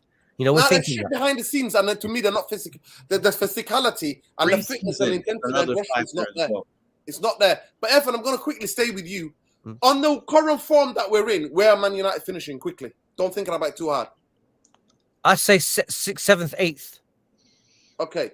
DJ Paul, where are Manchester United finishing on current form? I have us finishing 8th. Jarvis, on current form, where are Manchester United finishing? Current form. Current form, yeah, it might be ending in relegation because our players are knackered. We haven't had the training, the proper training before the season, the preseason, and last season. You know, you can see all the injuries at the moment. We have how many players injured? I think it's 6 players injured. We have Højlund injured. Well, we signed him injured. We have Mason Mount, Mainu, Shaw, Malacia, and Diallo and Heaton. So we had a lot of players injured. I see speculations about the training ground in Carrington. Is it too bad? Is that one of the reasons why we have too many injuries and the preseason preparation and last season? So, and we know Ten Hag, he played a group of 13, 14 players and he overplayed them. They played 60, 70 games, some of them. And I was warning about that since January. Yeah. I was warning everybody. You did. Yeah, so you're saying that's one of the issues then. You're saying already that you think it's fatigue. That's one of the issues of the problem at the moment. You're saying that. That's what I'm saying. I think so, but I think we will come good. I think we will do better. But can I just say that, Jarvis? Can I just say to you though? I understand that's very rational to say that we're playing like a team that's just jet lagged from last year. It's like madly jet lagged, you know, physically overworked. We're playing like that. But it's too early to say that yet. We have to, after 10 games and we're still like this, then you can definitely say, yeah, it's definitely fatigue from last season. It's too early, I think, to say that. Yeah, that's all I'm saying to you about that point. But I do feel like but you can see the writing in we have Varane also. You know, he's the second game, 2 games in 3 games he have been taken off with injuries, so he's playing with an injury. But Jarvis, Nuruddin said this many times. Nuruddin said it. I heard him say it many times in last year's fan channel, right? That this guy is not the guy that's going to stay fit for long. You know, you'll be lucky to get 20, 30 games out of this guy, 25 games out of him a season. He's broken. He's broken. I remember him for a minute. I used to watch all the games. This guy is like Casemiro in the sense that he doesn't have it anymore. In my equation, again, he's past his peak. We bought a player past his peak. Yeah, you're right. That's the bottom line. You have to buy players before the peak. That's what we are. And you know, the whole of the transfer strategy, the whole of the transfer strategy is helter skelter. We buy young players, then we buy 30-year-olds, and now we're going to be signing Johnny Evans. So get ready, people. Yeah. Johnny Evans is going to sign Ryan Bertrand for left back. Yeah. So let's get prepared for that, because if we I want to go to Bombay. I want to go to Bombay quickly. Bombay, on current form, where the Manchester United finishing quickly? Outside the top 4. Where? Hey, come on, man. Give us a straight answer. It's a loaded question, guys. We have to give loaded answers. No. Mumbai, it's not a loaded question. It's a simple question. No, it's a simple question. On current form, where are Manchester United finishing, in your humble opinion, at the end of the season? Outside the top 4, bro. Come on, man. So he's saying, Nuruddin, fifth to, is it fifth to 18, 19? How many teams are getting in the Premier League? May I ask you this question, 20. boys? What do you want from this season? I mean, better football. To me, I don't give a fuck about you. I don't give a fuck about Champions League. I want a style of fucking football. Because you know this manager, why I wanted this manager, I said after 6 months we play better football. What I didn't expect from him was last season. I didn't expect that he went for 4 trophies thinking that Mickey Mouse trophy is beyond unhurled of Manchester United. I have seen United win it all. I've seen it. Every fucking trophy you can think of, I've seen my team lift. I'm not here I've watched shit football for a decade. I want a style of football, and I want, when the big players are not playing, I want to see reserves from the fucking youth team or from the under 18s come into that team, and the style of play still stays. That's what I want. Can I ask the question then? I'll go around there. Yeah. Are we going places under Eric Ten Hag? It's 3 games into the season. At this moment in time, we're going fucking backwards. We're not going places, Irfan. We're going backwards. Wait, Bombay. If you're my honest, like, you know, I'm like Nuruddin, you've triggered Nuruddin, but you're not triggering me, right? What I'm saying to you is, when you say we're going places, right? I'm just saying that I thought we were, but this is our first, in my opinion, major Ten Hag wobble. This is the first wobble where if somebody says they want to get rid of him, I can understand why someone's thinking that. I obviously think it's unwise to do that, but I can understand why, because at the moment it's a major wobble considering where we were last season. This looks already like a worse. But look, again, let me just say, you know, every team in the league, you know, and we've watched the Premier League for decades now. Every team has a wobble through the season. You know, a team like City can have a wobble and still win, right? And obviously, the best teams have the least number of wobbles. The crap teams have 3 or 4 a year. With 4 games, we just lose 5 on the trot, or 2 on the trot. 3. We're having our wobble at the moment, but we've won 2 out of the 3 games. So it's a difficult call in that sense. But if you look at it honestly and you look at the football, the warning signs are very, very stark. They're in your face big time. So I expected, like Nuruddin said, the one thing I expected was to see a master plan going in place where you can see the players are playing better. There's a style of play. It's more entertaining. You can see there's a method to what they're doing. And I just I want to ask you guys. I don't know anything about this. You didn't ask the rest of you want to ask the rest of the panel, don't you? First, the same question. I've got Jarvis left. Are we going places under Eric Ten Hag? Yeah, I believe so, but I think it's hard for Ten Hag to get his vision out. You know, Nuruddin talked about this last season. We played 4 tournaments. We were playing too many games. We didn't get the time to get the drills done and the team implemented in the way he wanted. And now we come to preseason. We play 8 games all around the world. How is Ten Hag going to have the time to implement his style and vision? So. The patience is the key is patience for me. I think we got to give him more time. It's not about sacking Ten Hag because, you know, we don't want to go back to the easy solution and get the new manager bounce and then we go down again. We have seen it so many times. So for me, yeah, I believe in Ten Hag. I see what he's trying to do. I think people have misunderstood. They think Ajax and they think Barcelona and they think tiki-taka football and total football, but that's not what Ten Hag is about. You gotta understand. Read up on Ten Hag if you don't understand what he's trying to do. I can see it clearly. His tactics. Okay, Jarvis. For me, bro. Hang on a minute. Hang on, one at a time. What I saw at Ajax, that's what I want. I want what I saw at Ajax, and I'm not getting anywhere fucking near what I saw at Ajax.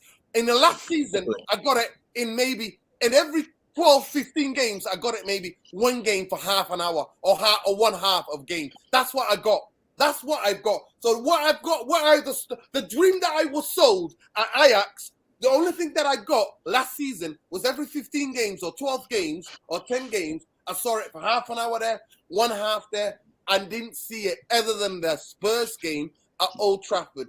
For 70 minutes, the only time I saw what I got, what the dream that I was sold. For what I want to watch him manage Ajax. DJ Paul.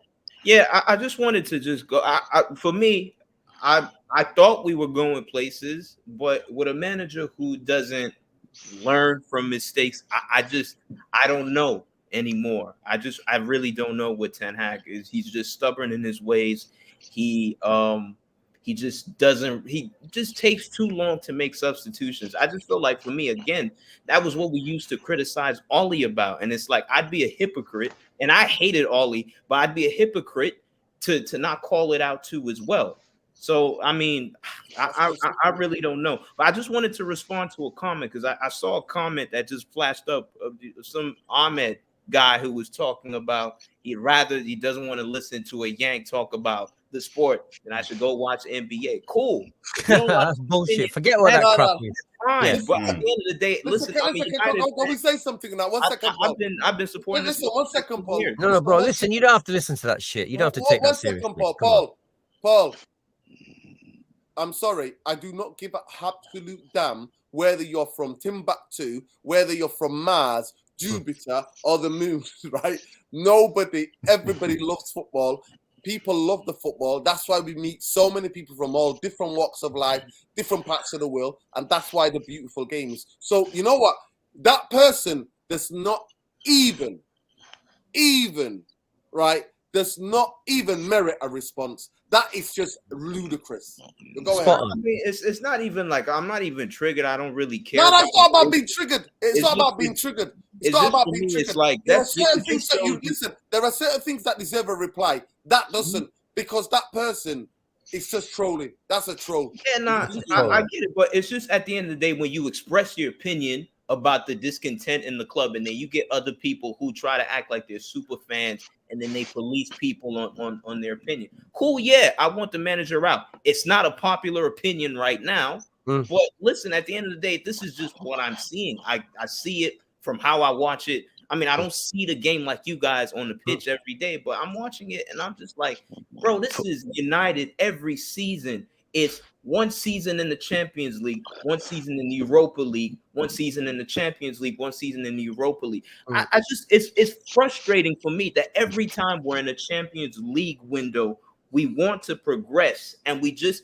buy the shittiest players ever. Bertrand, Johnny Evans on loan. I mean, I just don't get, like, this is a summer where Kane and Mbappe were available and Manchester United were not involved in any of them. Yeah, that's just how disgraceful it is. Listen, we're not that club anymore, Paul. We're not that club anymore. Boys, look, I'd say this to you. First of all, let me just get the super chat. King Cassius, Varane has more goals than a front three. Respect Varane. We don't need a style of play. We just need to win by any means necessary.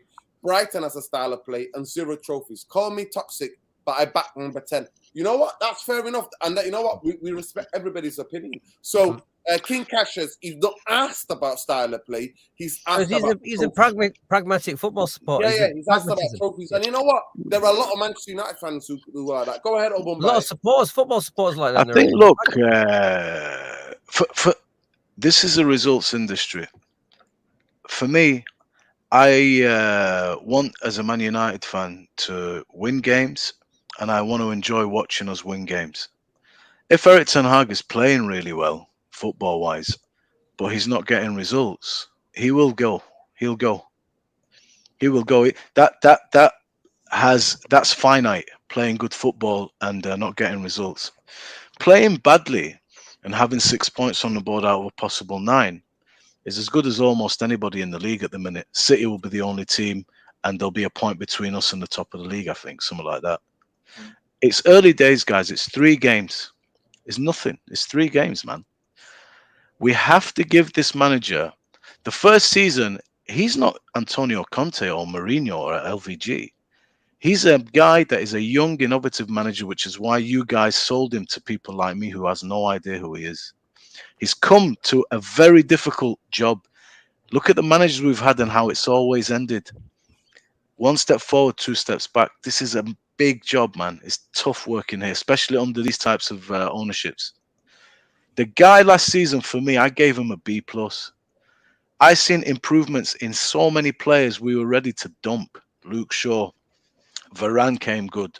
De Gea had better form. Wan-Bissaka and Dalot, man, we were ready to bin them off. I wasn't, but they were on the scrap heap. Rashford had his best season in his life. Some of the way we started to press high, fullbacks catching their wingers high. We played good football at times, but the season turned into we have a goal, we have to reach that goal by any means necessary. Now, style of play has to take a secondary. The primary now, we have to get in the Champions League. And I said to you last year, it's not about that I'm dying to win a League Cup or desperate for a Europa League, but I'm of the opinion it is very important for a group of players that haven't won anything together. And Mourinho alluded to this. He goes, I don't want my team playing in the shadow of Fergie's greats. I want them to forge their own legacy, to forge the bonds and start to make their new history. That's why winning a trophy was very important for us last season. That's the only reason. Not that we cared about a League Cup. You're trying to build a team. It's a team game. It gives you belief we can win things. I know it's not started well, but Mason Mount, I mean, okay, a lot of people didn't want him, but Ten Hag, if you're backing him, he's courted Mason Mount since he was 18. And you saw how badly he wanted this player. This poor guy's come to our club. He's been murdered already. Man, give him a chance. Give Erik Ten Hag a chance to get this team going. It's 3 games and 6 points. We deserve 3 points today, whether you like what you saw, you don't like. We were miles the better team. They had a 2-0 head start. We came back and busted them up, and we took the 3 points. That's positive, man. That's desperate, though. Sorry? But that was because we were desperate. Like, we were playing because we were under pressure because we were 2 goals down after 4 minutes. But that's my point, Paul. Yeah, that's my point, brother. Like that in a normal game, bro. Every game on its every game on its own merits. You go into this game at home, the whole world is watching Man United for being so dreadful. Look at what's happening in the comments. Look at how many people are already saying, get him out. The players are shit. The media's having a field day. It's a big pressure game at home. It's a must-win game. That's a different kind of pressure. And then all of a sudden, players are looking at each other. The crowd's silent. You're 2-0 down. Can you get back into this game? That's what I've seen today. That's what I'm looking for, man, a response.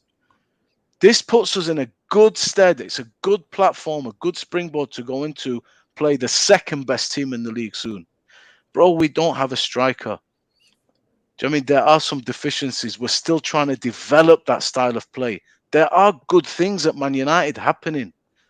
But after 3 games, the reproach and the backlash, man, is disproportionate for me. Mason Mount, man, everybody's killing this kid already. Guy's just come. He's just arrived at our club. This is no welcome. Give the guy a chance. At least to see if he can become the player that Ten Hag believes he's bought there. It's too bad, this negativity. You got to relax. Ten Hag is not going to need me or Paul or Jarvis or anybody on it or Dino or anyone on the podcast. He will be sacked if this continues. In 10 games, if we're playing shocking, we're not getting results. That's it, man. The writing will be on the wall and it'll be good night. But after 3 games, boys, with 6 points on the board, we've not even hit good form yet. It's not a disaster. I just think people, bro, finished last season with the type of football that we weren't fond of. But I accepted, okay, we're playing solely for the results now. By the way, I just want to correct this. Do you know what I mean? I've not seen Manchester United on good form in a decade. So I don't know. In a decade, I'm not seeing good form. For a decade. Bro, look, for me, yeah, I had a difference of opinion about most of our managers than a lot of the fans. I'm just telling you, yeah. You know Ten Hag. I don't know him. I'm learning on the job. And you know what? At this moment of time, when I came out, listen to me, and I've done it on multiple occasions, and I'll do it again. I'll make a whole show about it, watching the whole interview or listening to it. He's come out and said that he's adapting to the players that he has because these players are not competent enough to play his game. Who you want to get? All right, let's say he gets sacked today, yeah? No, hang on. I'm sorry. You misunderstood. Who do you want to bring in? No, Who do you want to bring in? I said Erik Ten Hag. Not you, bro. Who do you want to bring in? Give me a name. Eric Ten Hag will get the same as everybody else. 2.5 years to 3 years for me. That's what he'll get. Fine, but I'm asking everybody here. In the meantime, who would I'm you not bring going to in? sit here and go, "Oh, the glass is half empty." Half full for me. Listen, you're half full, so everything's all positive. I'm not going to Well, sit that's here and fine. say that. But I'm going to that's point fine. it out. That's By the that's way, fine. you've got a Nottingham Forest fan who's waited patiently. Yeti, go ahead. Bombay, I'll come back to you. Yeti, go ahead. Big up, guys. I hope your protest went well, because that was all I was interested in. But I'll tell you what, when we went 2-0 up, we went totally defensive. And I think if we hadn't have done that and we'd have gone for the throat, You scored too then, early. it would have been totally different story, to be honest. I mean, we scored 2 goals. If we'd have gone for the throat, mate. Listen, if we'd have gone for the Hang throat. on, let him go. Let him go. Go on. Football is a rule. When you score too early and you're away from home, is a very dangerous thing. It happens. But go ahead. And 2-0 is one of the most dangerous things in football. I agree. It's very much the same as when we played Arsenal earlier on and we got the Brendan Johnson chance. If he'd have scored that, then Arsenal would have gone at us a hell of a lot different to what they did. And when we went 2-0 up, we needed to just keep going and we needed to push it, because we'd silenced the fans and we just needed to go on with it. And I'm sorry, we just dropped back and we started defending and we just let you guys play outside of us. And you cannot do that with Man United, because they have got quality players that will make that pass at some point that's going to hurt you. So we was our masters of our own downfall today.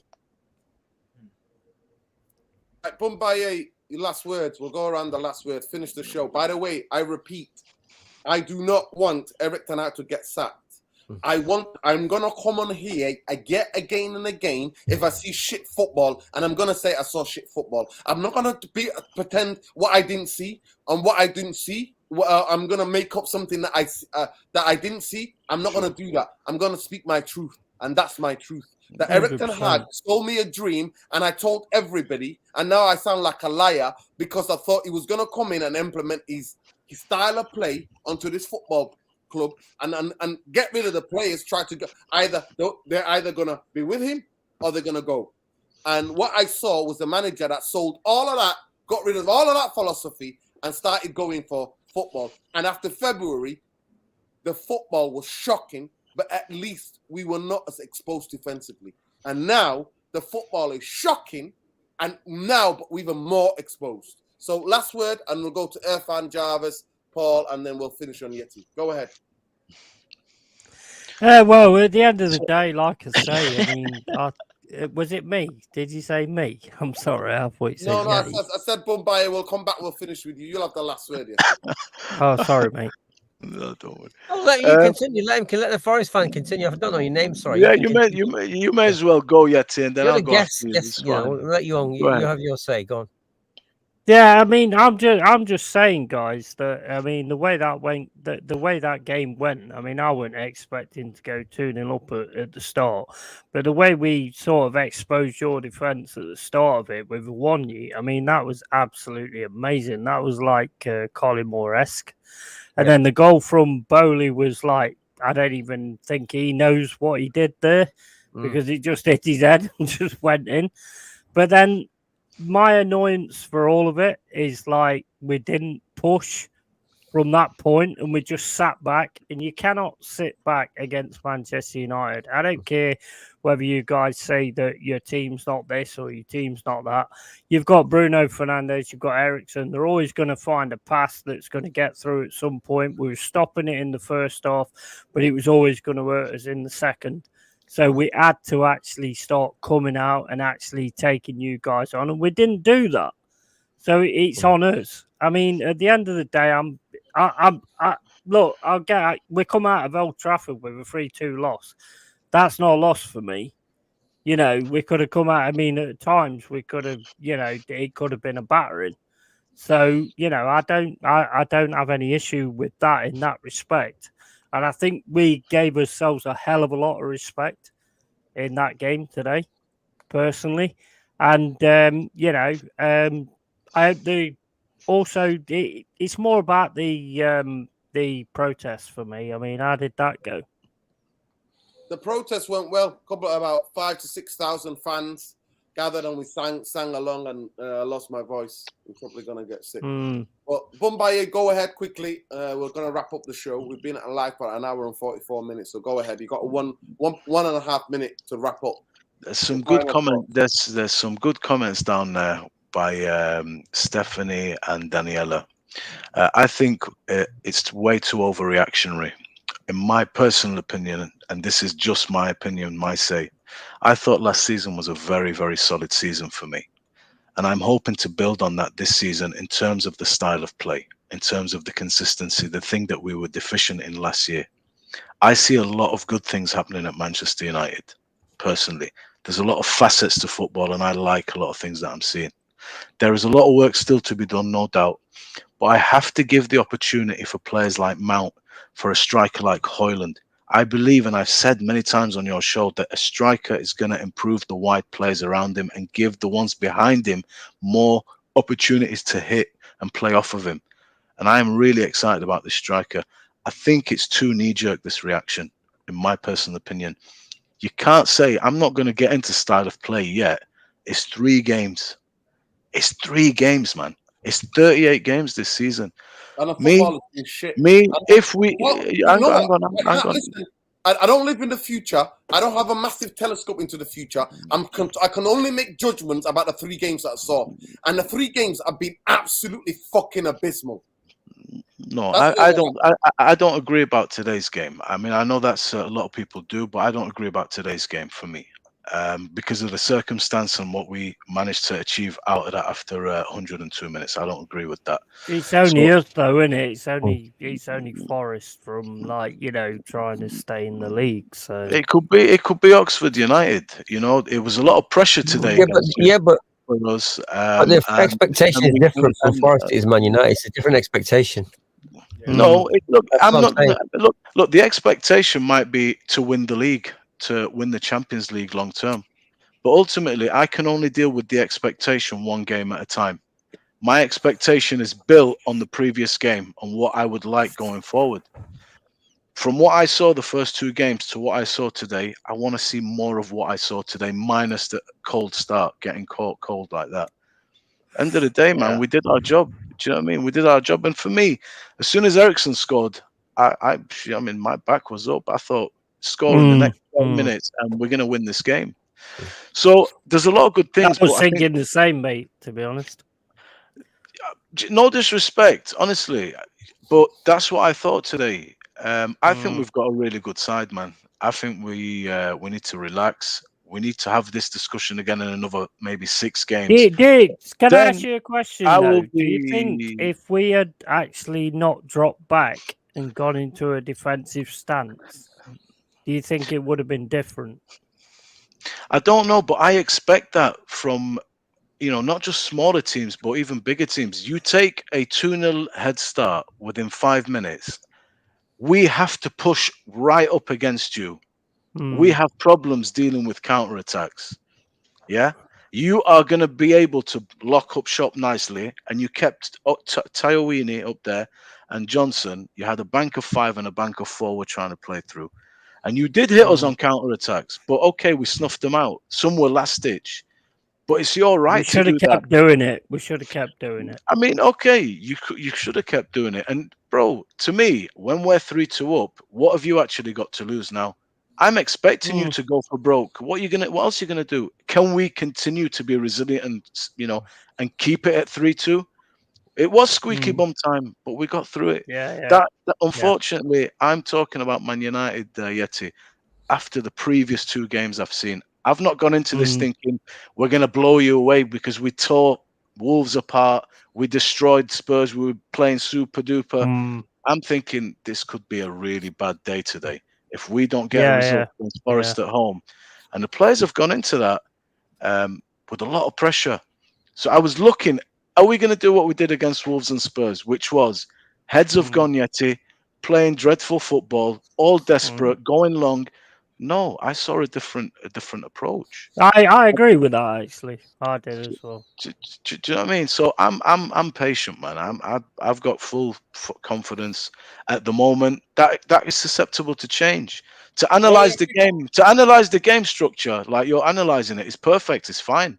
It's not good enough. We're nowhere near good enough. But is it over? Is it disaster? Listen. No, I'm still behind him. I think there's a lot to come. Listen, yet. I'm not saying I'm not behind the manager. I'm saying to you, I don't know where people get this fucking from, but you can criticize what you see on the football pitch. Yeah, of course. They're all responsible. They're all responsible. That's why I was asking, are we going places? Listen, that's what I was asking. Coming out now after games, it's fucking laughable. It's embarrassing with the stuff that he come out with today. Absolutely fucking embarrassing. It's exactly the same thing what Ollie was coming out with. Shockingly embarrassing. What he's coming out with. Oh, we played lots of great football. What fucking great football? It was laughable at times. But Irfan, quickly, and then we'll go to Jarvis. I'm just saying to Yeti, you know, look, this is the thing. You see, the expectation is different. You mean the fact that you couldn't, I mean, look, you can't choose to score too early. If someone said to you, if I said to you, Yeti, I'm going to give you a 2-goal start after 5 minutes, you're going to snap my hand off, aren't you? So it's just absolutely. a case. Yeah, with Forest, I mean, I've watched Forest from obviously the Gary Birtles, Trevor Francis days. I remember your heydays with Brian Clough's. So I remember when you were the top team in the country. It's just the expectations of United are very different. United supporters are punch drunk on success, and they can't handle. But a lot of us can't handle the fact that our rivals are now the top team. I understand that. You know, so our expectations. The thing with you guys is you just got to learn how to control a 2-0 lead. You know, if you'd have scored 2-0 in second, if you'd have scored your first goal after 45 and your second one after 60, we're done. The game would have been done. I promise you. Yeah, because you were still going for it in the extra time. You were still coming at us, and that's why Nuruddin was angry. Because how can these guys with one less player still be going for the equalizer? Yeah, definitely. That's why he's angry. Look, Bombay is quite positive about it. I want to be positive, but I can't be positive. I'm like this about everything in life. When I look at the team and I look at the way they're playing, I'm like, wow, how the hell have we managed to get 6 points out of 9? It's insane how we've done it, right?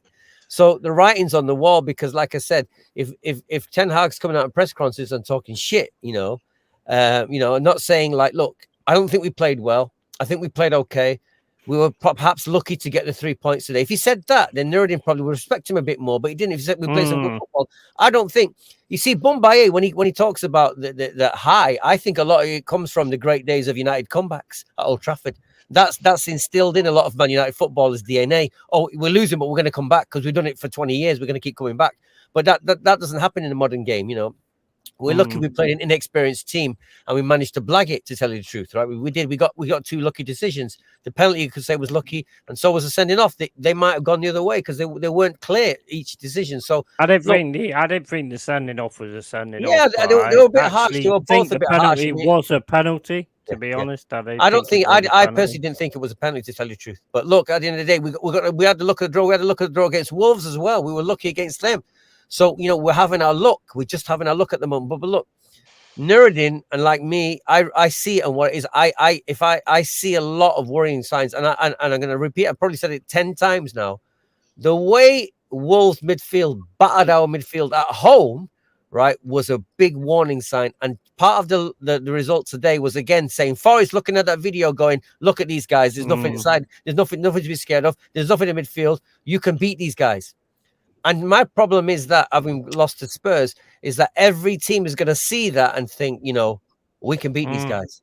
Exactly. Footballer's mindset, as Fergie used to say, and you listen to Roy Keane, you listen to all the footballers, Van Nistelrooy, anyone, they'll tell you that Scholes will tell you that United team of old, they used to expect to win every game, and every side was shit scared playing them. Yeah, 100%. Right? So United fans are a little bit deluded. They're expecting that, but the question at the moment we're trying to work out. I'm not expecting. No, I'm not saying you are. I'm just saying. I'm expecting a manager to build and to show me an improvement on a style of play. Yeah, I'm saying I'm deluded. For trophies. No, I'm not saying anyone's. I'm not saying anyone's deluded.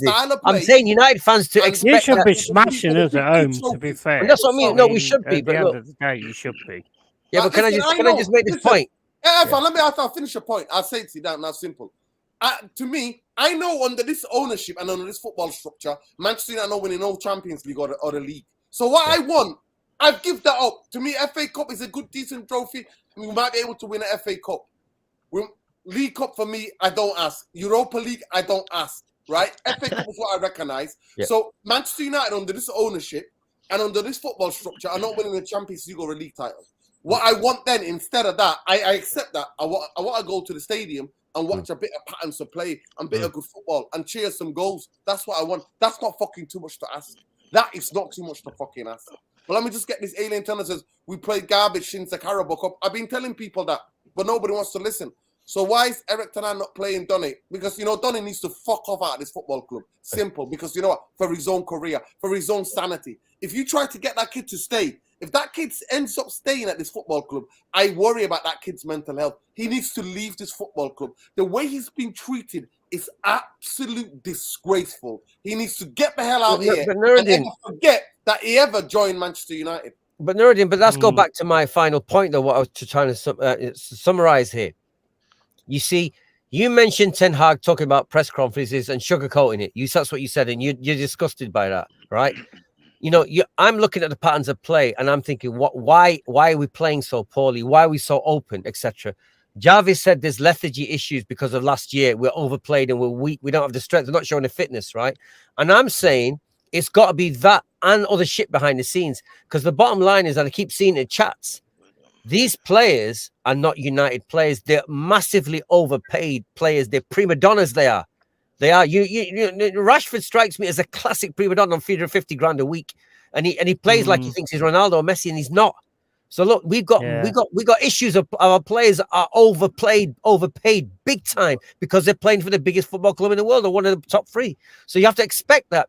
All these put together is the reason why the team is in a mess. And then the icing on the cake is the fact that they got these owners squeezed and destroyed, so that brought the poison everywhere in the club. So the question is, I don't know how we're going to fight these, because we're still in the mire, we're still in the shit, we're still in the mud, and we're trying to get out. So here we come in every week trying to talk sense why the club is in such a bad way. And it's because it's a multitude of all these things that like quicksand, and United can't get out of them still. And we keep hoping every year we're going to get better, but then nothing's changed. So we can't expect to get better, because we still got the owners, we still got the prima donna players, we still got a manager who's still finding his feet, and we still got the fan base, the toxic fan base, some real, some are not so real. And then we got all the pressure of all the world, the media expecting us to win every game. And we've got fans, like real fans, you know, going crazy because they're not seeing any improvement. And that's Man United today. All right, big up, Jarvis. Sum it up. Yeah, I think there's a lot of confusion. I want to just use my final thoughts on Ten Hag and his tactics, just to sum up a little bit for you guys to understand what he's trying to do. Because, you know, we have had Mourinho and Solskjaer. Both were like transition coaches. We were playing a little bit deeper. Even when with Mourinho, it was boring, you know. But he won a couple of trophies, so good for him. But I see that we have improved our game, you know, because Ten Hag, okay, he wants to play out from the back. He wants to control the games, and he wants to play out from the back and move people up so we can create overloads. He wanna pass the ball back and forward, so his attack phase is slow in the defense, slow in the midfield, and fast when they come to the attack. We saw under Van Gaal, it was slow. So we were bored to death. We controlled every game, so it was nil. That was what's going on. But Ten Hag is more progressive when it comes to the last third. As you have seen, for example, Barcelona, they control the game, but when you come to the last third, you're more progressive. He likes he wants to create overloads on one side, shift the ball to the other side, and then create space for his players to go inside, to cut inside. So we got to understand, and I have seen a lot of improvements in our game. But for example, he don't get backed. We don't have a deep lying playmaker. We don't have a Frankie de Jong who can drop deep and turn with the ball to start the overloads. In the January window, he was backed with Weghorst. You know, we have no striker. He needs a striker. If you have seen what he done in Ajax, he had Eric Haller, who was the striker. He was mainly the focus in the build-up play, and then played out on the wings and then back into the center of the attacking area again. So Ten Hag don't have the tools to play his way. And we know it all comes back to the Glazers, yeah. But criticizing Ten Hag for his style, I think it's a little bit. Then you don't understand the problems. But I see we are playing out from the back now. We are trying to create overloads, but it's always with one crutch, so we can't get it done but we need more players to do Ten Hag style. Ragnick said himself, we need an open heart surgery. We need 10 new players. If you know the transfer market, under 50% of the signings is successful. How many signings has Ten Hag had? It's not that many. He needs more time, and people need to understand this. We can't start criticizing the manager's tactics if he don't have the tools to implement it. That's my say. So, yeah. The last thing I will say on this, we do understand, Jarvis, the style of play, the overloads, the pressing. We understand all of that, but I'm not seeing it. And since fucking February, I've seen dog shite football. I'm going to say that. It's not these just 3 games. I want to remind people. What we saw last season from February onwards was shit football, shit style of play, winning games, but we looked defensively more secure. The beginning of this season, we looked anything but defensively secure. Go ahead, Paul. Last comment, and then we'll go to well, for me, I mean, my message to Ten Hag, and my opinions, of wanting him out is whatever. No, that's not your opinion. That's your opinion, bro. No, it's cool. It's cool. I just feel like for me, he could still change this. That's the funny thing. It's not like it's over. You feel me? And it's not like I don't. People come on here and act like we don't want the club to do well, and it's just like we just enjoy being negative. I want this to work. I want Ten Hag to be like, nothing would give me so much relief and joy to see Ten Hag lifting up a Champions League trophy. That would be like the best poetic thing. And I would even come on here and be like, yeah, I was wrong. But it's just at the end of the day, when you see things on the pitch that you don't see, players are not listening to the manager. They're not tracking their runners. The manager's not even helping himself by playing the same team twice that hasn't performed. It's just, for me, it's not encouraging. I understand the external factors as well have led to this situation. So I can't really put it all on him.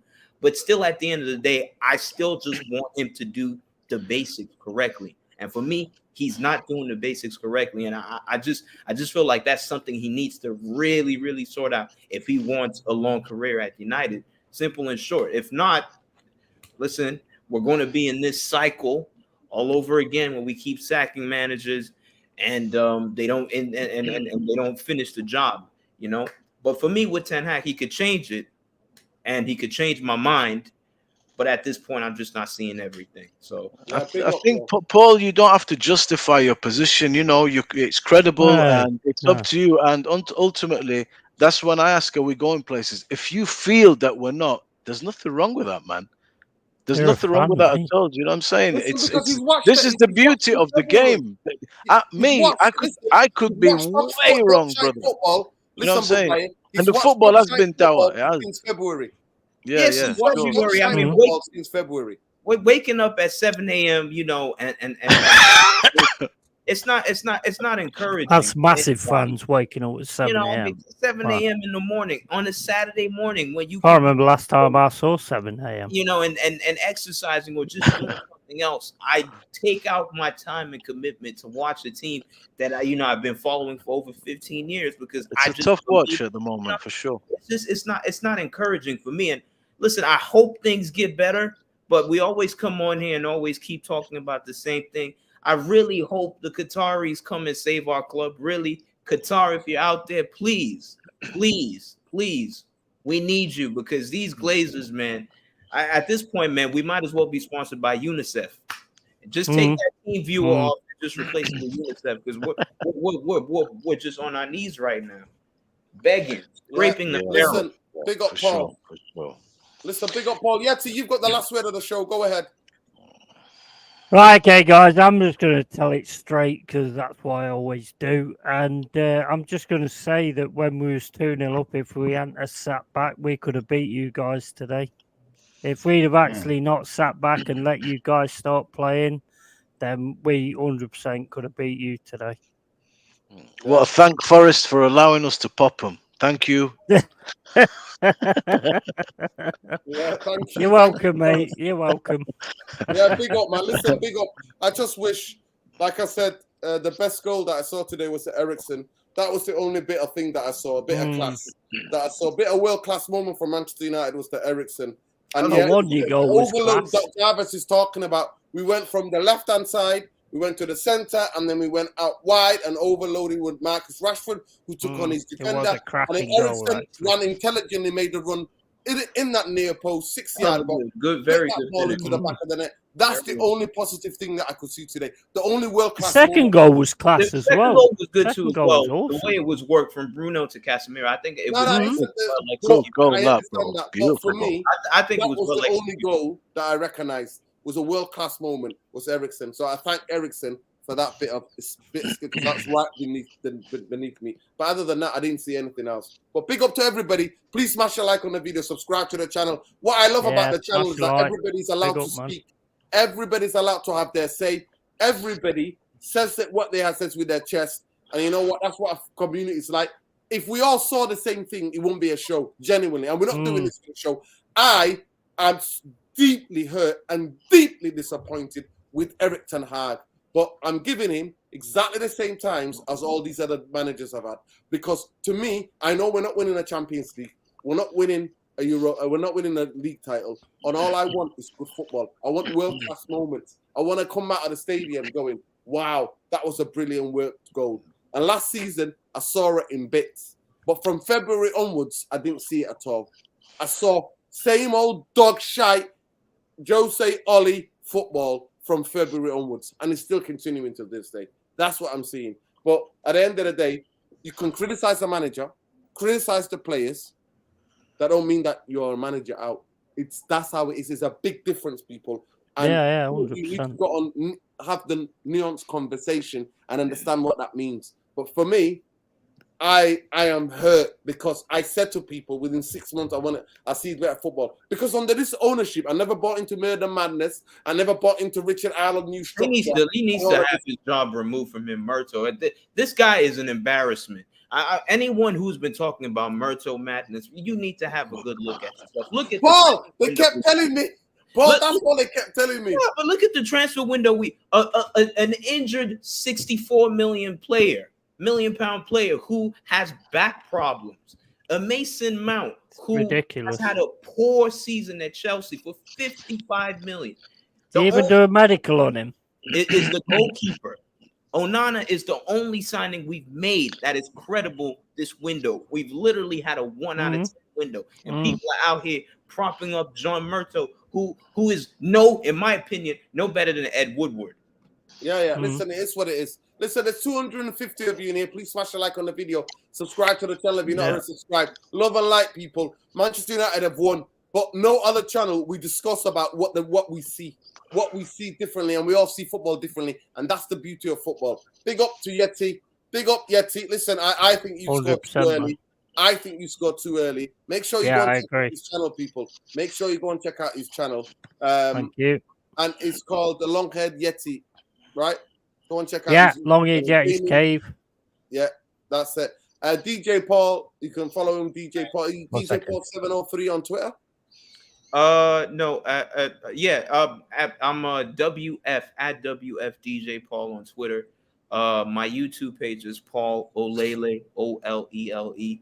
I'm always in the chat every time, just Yeah, man, big up, big up, brother. Jarvis Cocker, never gonna give you up, never gonna let you down. There we go, man. Like Isley, Rick Ashley. There we go. Bowley 77, you can find him, and you can also catch him on MU. Yeah, I'll tell you the second. Just give me 1 minute. Just say goodbye now. Yeah? Realist TV, you can always catch him on there. Make sure check him out and go and get involved. MUFC TV, Realist TV, Realist TV, MUFC Realist TV. Yeah, they have fantasy football. They have to have a fantasy football league. Go and pit your wits against Jarvis and the rest on there. Irfan Rainey at Irfan Rainey on Twitter and Irfan Rainey on Instagram. Big up to everybody. Big up to every one of you who got involved tonight. Lively debate, and that's how we like it, people. That's why we like it. Lively debate. But big up to everybody who stayed in that stadium. women, men, non-binary people, LGBT people, young children, everybody that was there sang their hearts out, glazes out. That was the beauty. That to me was my game. Those are the man of the match. They are man of the match for me. But love and light, people. Take care. Skulls, you want some attention? Love and light, guys. Take care, people. Good night. Well done, guys. Good Nice night. show. Good night.